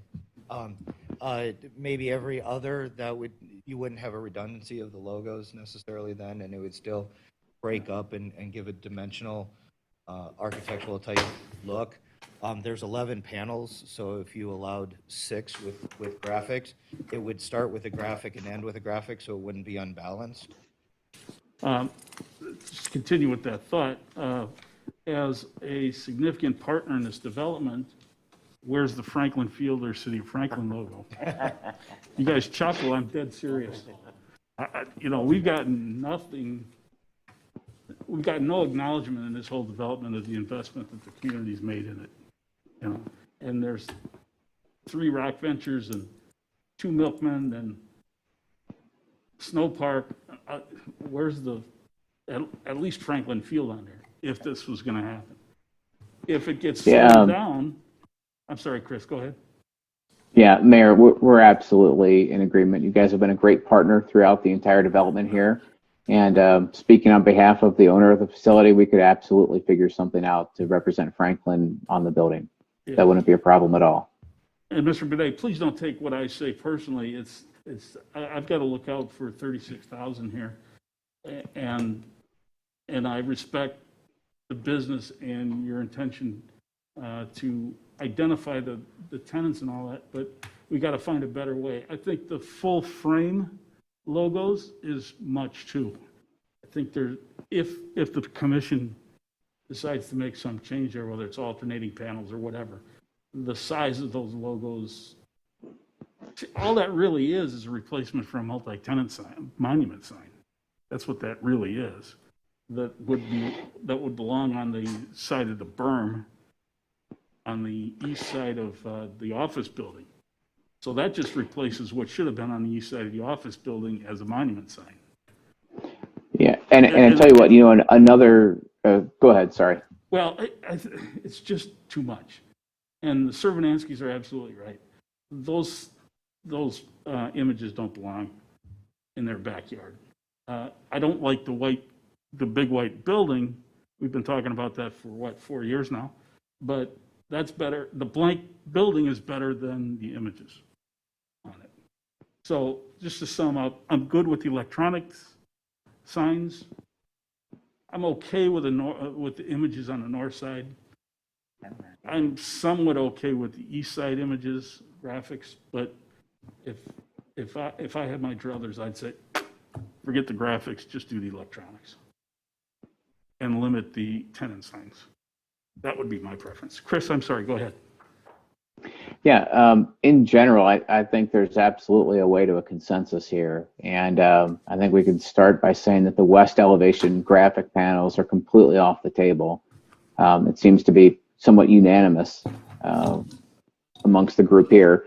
So we can agree on that. As far as the 11 signs on the south elevation of the field house, I think Michael suggested 6 signs in order to provide a symmetric appearance to the building. We are also comfortable with that. And to further, craft this, the background of those banners, I would absolutely be comfortable with having that background. Right now in the image that's on the screen, this on sheet 24 here shows a white background.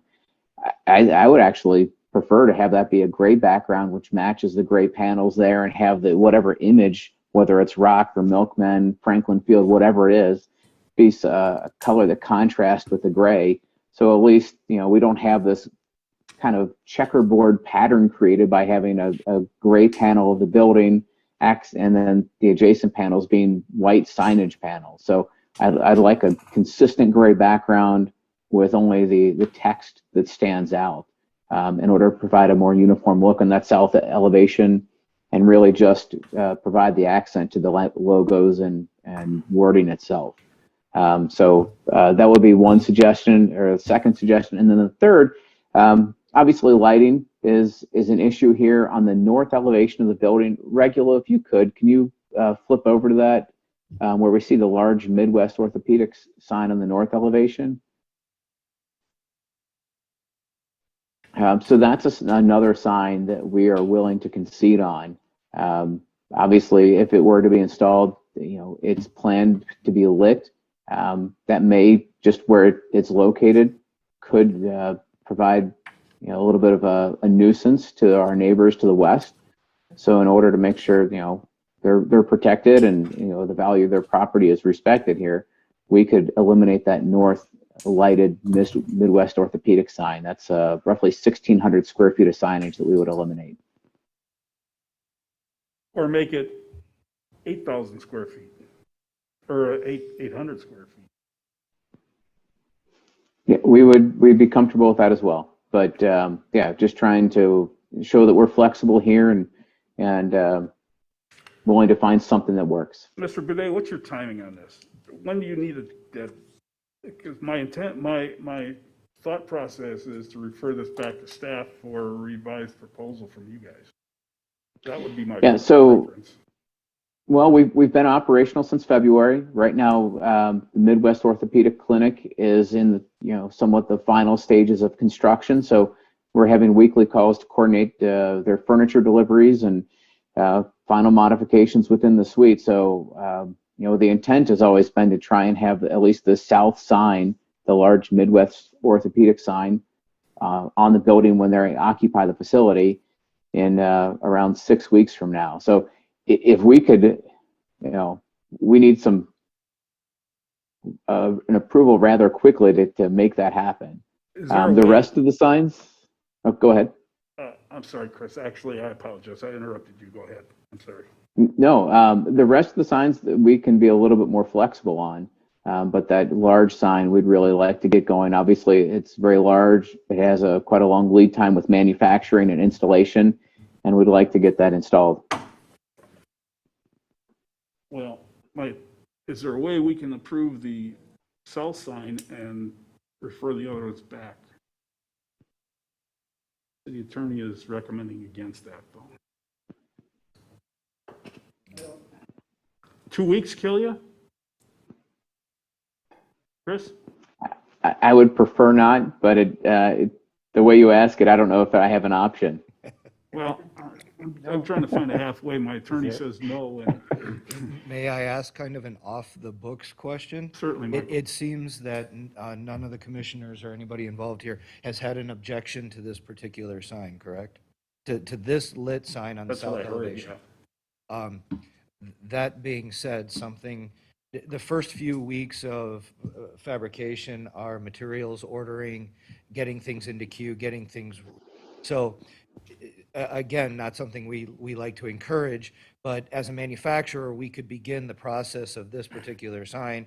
And within 2 weeks, if we have an answer, just as long as we're kind of all clear that this particular sign has not been an issue that would be addressed as removing in a future, and again, off the record, that's something that we could do to make sure that we're accommodating to both Bolt and Mosh from a standpoint of that side. Well, as long as everybody's clear on the record that the risk on that is totally yours and Bolt's. Correct. Understood. All right, so Chris, I'm going to ask that this get referred back to staff to the next Plan Commission meeting, and then between you guys and staff, you can take what we've said, come back with a better, a much slimmed down proposal. That sound like a plan? Chris, are you nodding up and down? Yeah, I'm in agreement with coming back. I just want to make sure that in general, when we do, are there any other comments that we need to take into consideration beyond eliminating the west signs, reducing the quantity of signs on the south elevation of the field house, and eliminating the large or reducing the size of the large mosh sign on the north elevation of the field house? I just want to make sure that when we do come back in front, that we don't have additional comments that weren't addressed tonight. All right, let's go down around the horn again. Commissioner Leone. Apologies if I'm pointing this to the wrong, but I believe Alderman Dandria mentioned some landscaping to the west. Would that not be for? That couldn't be part of this. Okay. Yeah, and just so you're aware, it's somewhat, it's a little ambiguous, but when you look at the property line, we only own roughly 3 to 4 feet of dirt past the face of our building on the west side of the building. So really, when you try to landscape within that 3 to 4 feet, there's very little plantings that we can install in there that really give us, provide a lot of height and the coverage to the building that can exist in such a small amount of space. So basically, we own from the face of the building to the back of the curb, and then that's the extent of our property. My wife would tell you, plant a lot of clematis and let it climb up the building, but that's a maintenance nightmare. So, Commissioner Leone, what is your dream on this? Can I do this? Can I ask them their opinion? What they'd like to do? Commissioner Leone, what would you like? I'm in favor of referring it back to staff, let them work through the issues. My only question there was what I heard brought up earlier, if it's not appropriate for them, I'm fine just referring to staff.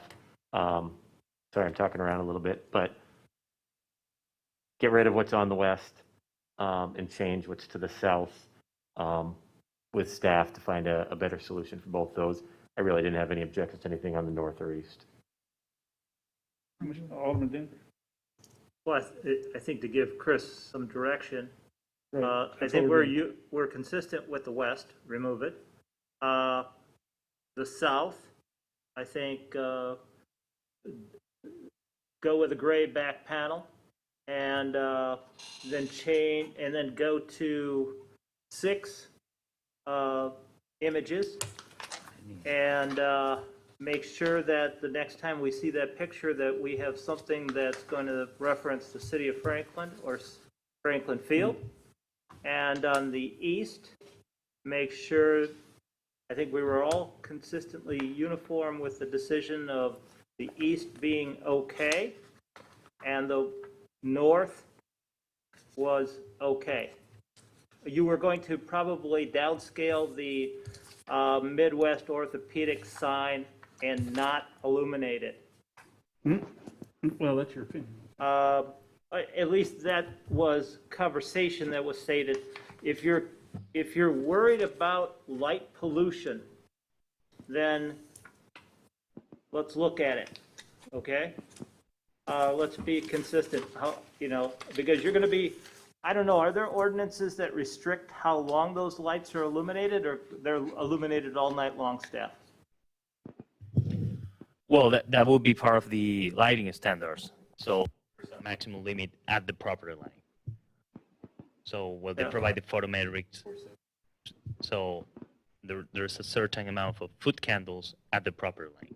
So you cannot project excessive lighting But to the adjacent property. Illuminated signs are typically not regulated in terms of having them lit or not lit at some point during the day. We don't Or a dusk have and that. dawn type thing? Yeah. Okay. No, I'm fine with it then. Mr. City Engineer? Oh, wait a minute, Mr. City Attorney. Just a reminder, this presentation from staff started with one of the legal requirements with regard to signage, review and decision-making by the government, that it be content neutral. And I've heard a couple of members here specify what content should be in there, so just a reminder. As he looks at the mirror. Mr. City Engineer. So obviously Nick's the west. South, I'm really not crazy about having a lot of, but I definitely like the idea of maybe somehow make them look like windows. I think that was obviously the original architectural that we approved, that they were supposed to be windows. So even if they are signs, if they could somehow be made to look like they're decal on a window, I think would go a long way to make that look better. In addition, what I said a while ago, I do like the mayor's comment about not letting every tenant have something hanging in their window, telling who they are. You'll put on the monument sign or something out front, or something around there, but not literally the entire building with a new tenant name or Could I make a suggestion to that? Because the monument sign is, if you could, the monument sign location, actually going up to the site plan, the monument sign is actually inside the ballpark commons. So before we completely eliminate or discuss the elimination of tenant signs, it would be prudent to have identification on the south elevation facing Rawson for the individual tenants, so that, because otherwise people would never even know that they were in there, because the monument sign is not on Rawson. But if I have a Morrow Investment,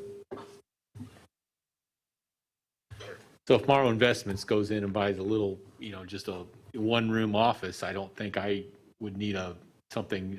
I just tell people I'm in the mosh pit. Oh, no. I apologize if it was misunderstood. The only way that the tenants would have identification was if they were like a tenant in any other. If you're a tenant inside of an office space, you would only get monument sign identification. But if you have frontage along a road, like you're a tenant in a strip center, you're allowed 1.5 square foot to identify your business on your frontage facing the street. So if there's a tenant within the Mosh building itself, they would not be allowed that. They would have to have the space. And I'm not trying to speak out of turn, Chris. That is correct, right? That the tenants would be advertising along that area that they would be operating in, correct? I don't know if that's exactly how I understood it, but I mean, we're absolutely willing to be compliant with the existing city ordinances and codes. I guess I'm willing to see what you had proposed. I just don't want to see a lot of, it's almost going to look like graffiti if you allow everyone to have some sort of lighted sign on the outside. Now that Chris has mentioned very specific tenants, what we'll do is we'll graphically represent them on the next submittal, so you would be able to see what and where they might be placed. A couple of those are not enough. Just talk. And the whole idea is if you have, I want to say, a chiropractor, a small doctor, where you just one little office, it, may or may not be there for a long period. I don't need to see that out on the outside. Definitely, and I understand, and I can. Okay, all right. Yeah, Glenn, you cannot rent a broom closet and put your name on the side of the building. Dang. All right. Commissioner Burkhardt, comments? I think, like everybody discussed, the west graphic panels are definitely a no across the board. And to be honest, all the graphic panels I'm not a huge fan of.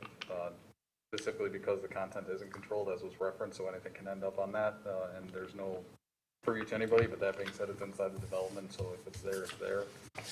The south graphics, I definitely would like to see changed. It's too busy and it doesn't really represent, I think, what we originally talked about as the architectural intent of the building. Commissioner Hogan? I agree with my commissioners. The west side is nothing. I do not like the south side at all. The east side is okay, and that north side. When you say illuminating the lighting, is that going to affect the neighbors? That's what I want to know. The channel letters on the north elevation facing north, be it that they're individually lit and the color that they are, would not cast any kind of candlelight power in a parking lot directly in front of them, much less off to the side by the residential. So it being them lit or not lit would not affect it. Okay. That I can tell you. So you're promising me that these people won't have lighting coming into their home? Well, I think Chris has already addressed Chris, that we would can be, you promise? we would be reducing that, maybe going non-lit or even potentially eliminating it from the middle. So Jesse, can he raise his hand and can you? I'm just kidding. Okay, so, and for my 2 cents, maybe I can wind this all up. What about Of course, Mr. Haley? Oh, I'm sorry, Commissioner Haley, you're not sitting here in front of me. I forgot about you. Comments, final comments, Commissioner? How can you forget about me? Because I don't didn't. see you. In answer to Alderman D'Andrea's earlier question, I've heard great comments from all my fellow commissioners and you, Mayor. The designer, I'm sorry, whatever you are, you asked the question, what else haven't we considered? I think what you're doing, we understand it. They need to have branding. These things need to be done. Be tasteful about it. We don't need more, a little bit smaller, less. The whole idea is to let the architecture speak for the building and not just have the architecture be a place to hang additional signs. So I understand fully. I think my fellow commissioners do that. We all need to, they need to brand their buildings. Keep it discreet. Let the buildings speak for themselves. That's all I have. Thank you. So, just to wrap it up and add my Mayor, comment. if I may, apologies, but I need to go. I have a 9 o'clock meeting, so I was hoping to get through this, but if we can't, I'll need to excuse myself because I'm going to be late. My intention is to make my comment brief and then refer it to staff. So we can get you out of here. Okay, so real quickly, west goes away. I think that was a foregone conclusion before anybody walked in the door. Relative to the south side, I don't have an issue with the illuminated. There's 11 spaces for those, what I call window signs. There's 5 individual major tenants, but there's really 6. Correct. So every other one would work. Yep. Without talking about what the content is. And I would urge a reduction at least of 25% in that. I'd prefer to see 50, but, so that's the south. East side, I don't have a particular issue with the graphics on the east side, but they are kind of big. Relative to the individual signage for tenants, I get Midwest Orthopedics, and I 100% agree with that. The exercise client, I wouldn't have an issue having their own sign, but all the rest of them should go on the monument sign, is my opinion. Make that monument sign truly a monument sign with the tenants, if you can. What did I miss? And no tenant signage on the south side. It would be my opinion. So with that, is there a motion and I totally am in support of a sign for Midwest Orthopedics on the south side, and I think we all agree with that. So is there a motion to refer to staff to return with a modified proposal at the next Plan Commission meeting? Second. Hogan and Leon. All those in favor signify by saying aye. Aye. Any opposed? Motion carries. I think you got it. Okay, thank you. Thank you, Chris. everyone. Thanks, everyone. Good night. And Commissioner Leon's excused. Thank you. Sheila, it's great to see you. Let's have lunch, huh? The last item on the agenda is a report on the Parkland acquisition study. Ms. X. Thank you, Mayor. Can everyone hear me okay? Everyone on the phone? Okay, so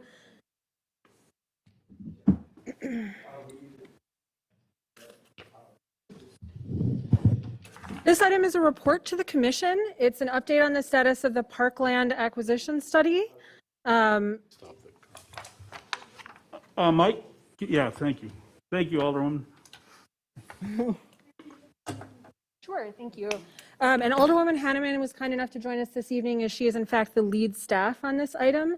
I wanted to bring this item to the Plan Commission's attention prior to it actually coming before you for official review as an agenda item because you may not be aware of this topic and the study that is currently being conducted by the Department of City Development with assistance from Vandewald and Associates, a consulting firm that has done work with the department on other matters.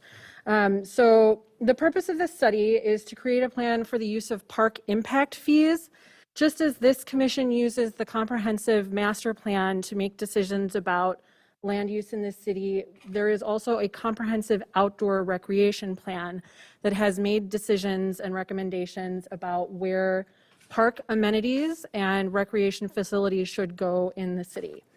That corp, as we refer to it, also means that there is an impact fee assessed against all residential development in the city, and those funds have been accumulating over the course of about a decade now, and have been expended on something of an ad hoc basis based on the recommendations of the corp. This plan, the goal of the plan is to produce a set of recommendations about how best to strategically allocate those funds, because it is not possible to spend them without a match. And so that match needs to be incorporated into future budgetary items. And so as opposed to doing it on an ad hoc basis and having to also identify the match somewhat on an ad hoc basis, the intent here is to, based on the amount of impact fees currently available and the recommendations of the corp, prioritize what parkland should be acquired.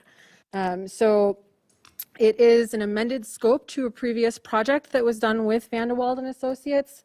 And the goal was to create a strategy report with those priorities, including areas of geographic focus and a map, and an estimate of those matching funds, and also some information about alternate methods to fund the match. For example, grant funds may be used for those kinds of things, and also to elicit additional public input. So input from the Parks Commission, the Plan Commission, and also the Common Council.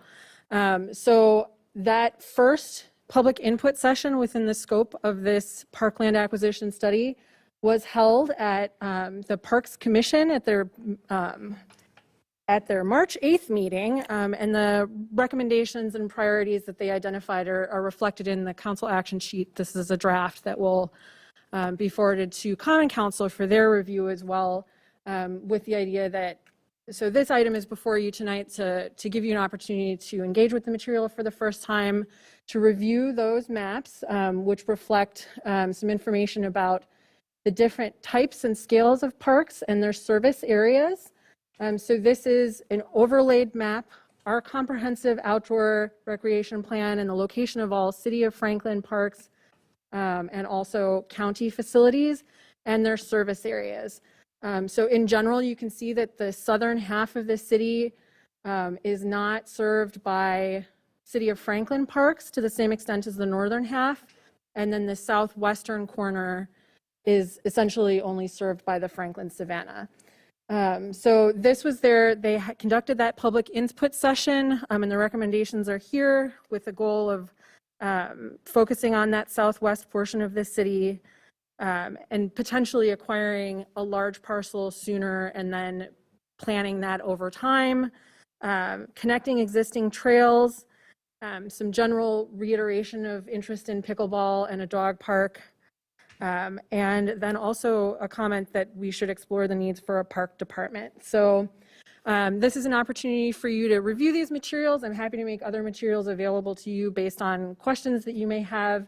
But then Vanderwald and Associates will be joining us at a future meeting to actually update you on the status of the report itself. So, and Alderwoman Hanneman as lead staff is here as well to address any additional questions. So, First of all, welcome, Alderwoman. Pleasure to have you here. Thank you for your involvement on this. I'm going to say that this project took a turn once they had their first meeting with me, and I changed the scope of it. Now I think this is a better scope. I'm not taking credit for the scope. I just changed the direction.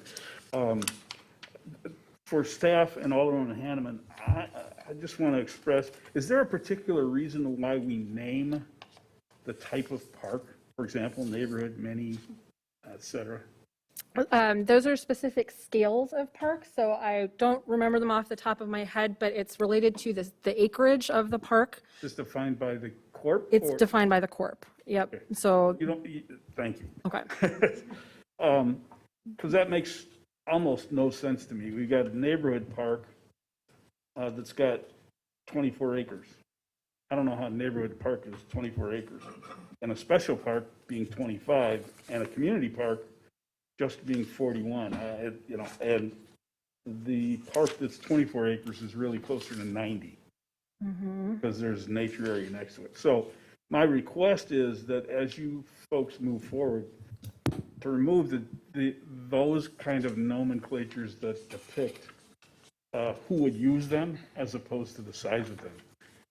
Making them large park, medium park, small park. Because the terminology community, neighborhood, special, tot lot, mini park implies ownership that really should not be implied at all. These parks are all community parks, owned by the community, used by the community, not by a neighborhood. So that's the political statement for the evening. So what kind of input are you looking for from us tonight? Alderwoman Hanneman, what do you have to say? I haven't asked you to speak, so here. That's all right. Am I on here? Yep. Thank you. And as you said, that the scope and direction of the project had changed from the initial contract, and not that that's a bad thing. I think it's going well. It's given us a little more focus. As I have been working with the Parks Commission, the primary goals being, one, to identify what our future parks needs are. And the idea was to move away a little bit from what you would call in there a neighborhood park or a small park, because we're finding as some new subdivision developers are coming in, they're adding those amenities in, a la Aspen Woods has a playground with a trail and whatnot.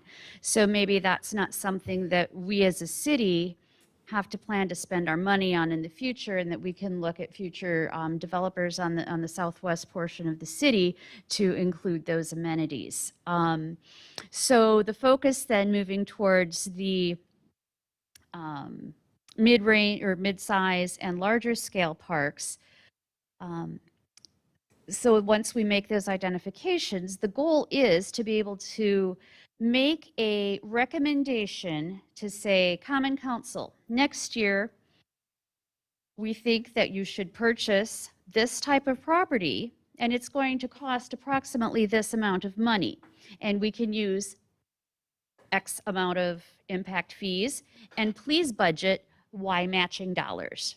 And the same thing then for year 2 and year 3 and year 4, so that we can strategically spend the money and pay and use down those impact fees. So we're not holding them and coming at risk of a double jeopardy and having to refund those. So that's the main scope there, is at least acquiring the parkland and then planning for future development of that. So we're not saying, okay, let's go all of a sudden spend $1 million on one big park. We want to do this in a stepwise fashion, plan for it, at least acquire the property, and then we can develop it further as funds would allow down the years. The more recent discussion of this acquisition plan really began to center around the connectivity of our trails. And ideally, how could we make that work? We have the 116th Street Trail going down the far west side of the city. We have the Oakleaf Trail coming down through the city along the river that ends at Oakwood Road, or not Oakwood Road, it currently ends at Ryan Road, with somewhat future plan to develop that all the way down to the county line. And then looking at ways at how we could connect from 116th Street, possibly through the Franklin Savannah along the Ryan Creek, and connect that over either above or south of Ryan Road, and then it could converge down to the county line. So the commission at this point is really feeling a strong desire to increase our trail space. And if any of us have used trails in the last couple of weeks with people getting out and about, they're quite crowded right now. We love our trails. We take great pride in them. We have wonderful natural resources. We want to be able to highlight those. The other concern we have is how what we do acquire, what kind of additional strain that's going to take on our Department of Public Works for maintenance. So we'd like to look at things such as the trails that are going to be a little bit more low maintenance. So I think those are some of the things that we can expect to see in terms of recommendations down the road. And so I think we're looking for a little bit of feedback from Plan Commission, you know, on your thoughts of that direction. You know, take the time to give a little bit of feedback on other amenities that you'd maybe like to see. You know, we've talked about everything from community garden space to a swimming pool, which always comes up, but I don't think it's going to be a realistic thing. But but as you know mentioned too, we've had discussion about the dog park and how or where that fits in to the community and how we can make that work. So I hope that gives you an idea of the direction and the goals of what we're working on. And so I'm happy to take any feedback that you might have to our meeting on Monday night. Mr. City Engineer. Marion, I'd like to point out to you on this write-up, and for Alderwoman Wilhelm, the last recommendation was explore the need for a Parks Department. We do have a Parks Department. We just don't have a Recreation Department. May I clarify that? Yes. Alderwoman Hanneman is going to start spending money now. Well, and as the mayor likes to say, I may be getting a little over my skis on this one. Putting the cart before the horse, as I might. It seems that there is a, I don't want, disparity isn't maybe the word, disconnect between our Parks and Recreation Department that is being run by the school district and our Parks Department, Parks Maintenance Department that is being run by the city. Ownership versus usage. Precisely. And maybe we've grown to a point in this city. I don't have the answer right now, but I'm just thinking ahead, thinking outside the box. We've maybe come to a point in the city where a separate Parks and Recreation Department needs to be created that isn't necessarily just germane to the school district or germane to the city, but I think there are models all across the United States that we could pick and choose some best practices and maybe begin to look at how that might benefit and help grow some of our community offerings.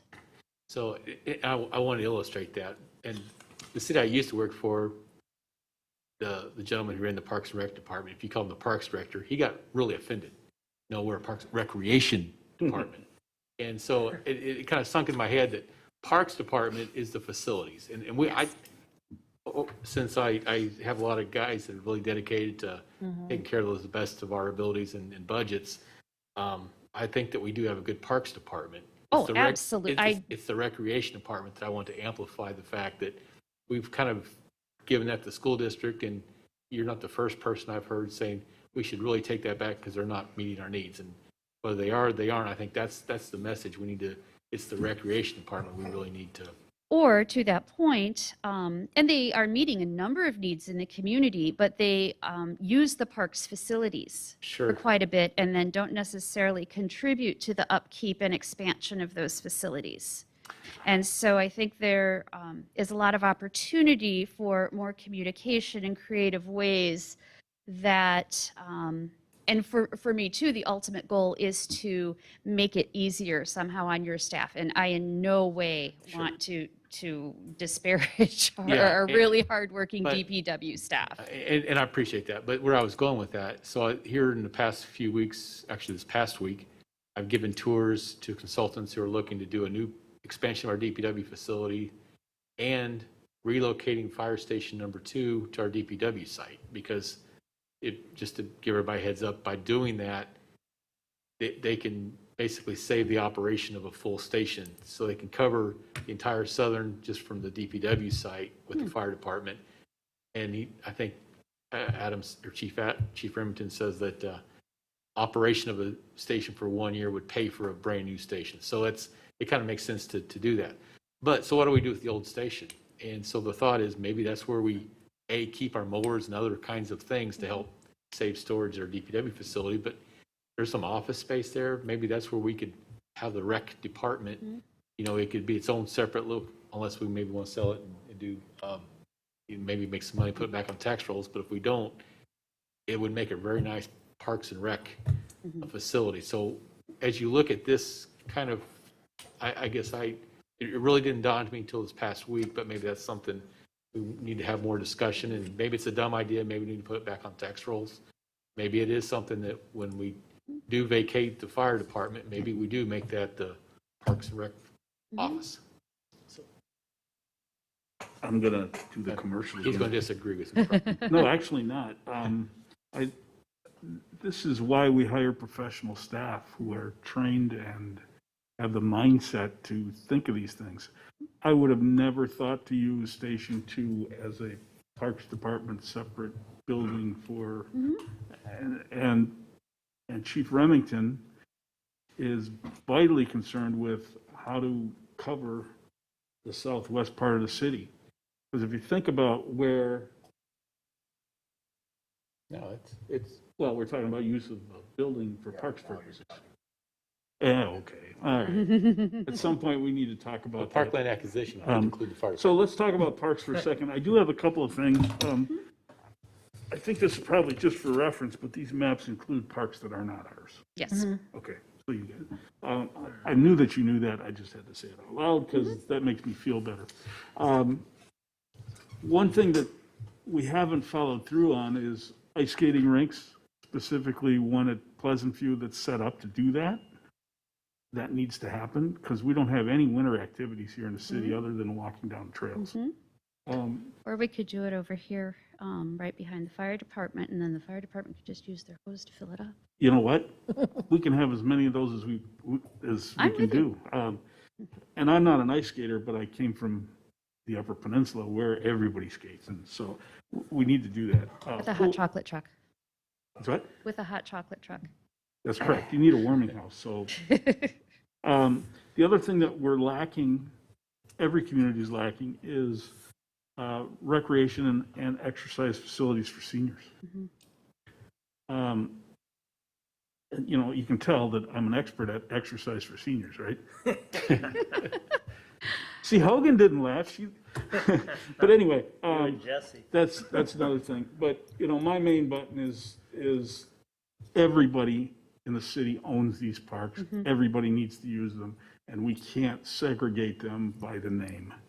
That's very important to me. So, comments, questions? That's fair. Well, Alderman Dandria. Sherry, I know where you're going with this, and I know it's a uphill battle. You mentioned it briefly in regards to acquisition is one thing.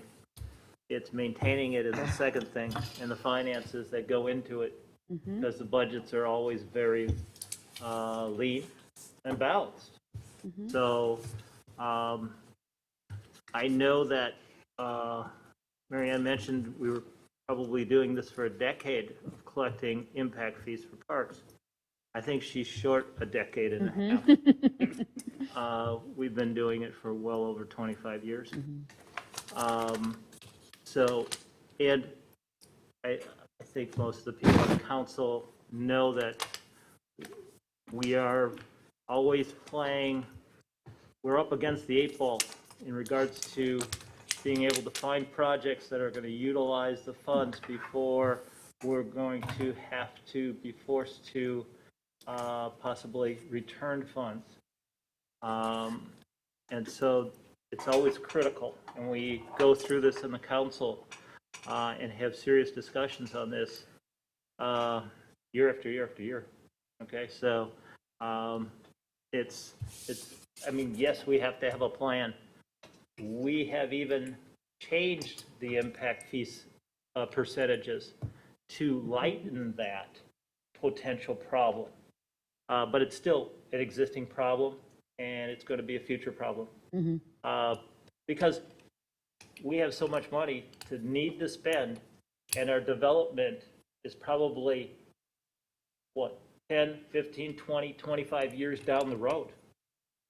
So we're not developing fast enough to be able to utilize land that we have to acquire. So I'm glad I'm not on that committee, because I know it's a very difficult committee to have to be on. And I thank you for your efforts in doing that. I do have one other thing when you talk about recreation departments, and I'm using the proper term here. The city of Franklin used to levy for the recreation department and then turn the money over to the city, to the school district. I think the city attorney and former Alderman Hogan was involved in some of those really painful conversations. And they didn't necessarily revolve around programming. They revolved around, I live in the Hills, in the Whitnell School District, and you have no programs for me. Why am I paying for it? Oak Creek, same thing, and vice versa. You know, people in the Oak Creek district couldn't use the Oak Creek facilities either, programming either. So it gets to be real. It's a knotty problem, Knotty, knotty problem to deal with, and there is a lot of history. So I would urge you to caution the committee on the path they go down to do the research prior to going down a path. But anybody else? So thank you. If you have any ongoing conversation and comments, please get them to Ms. X or Alderwoman Hanneman. Anything else? No, just to reiterate that this is your first look at this item, and then depending on the timing of this, your next look may be when the consultants Van de Wald and Associates come to run the draft report past you. If possible, I will bring a subsequent iteration of it to you. It just depends on when the meetings fall. So, Very good. Thank you very much. Is there a motion to adjourn?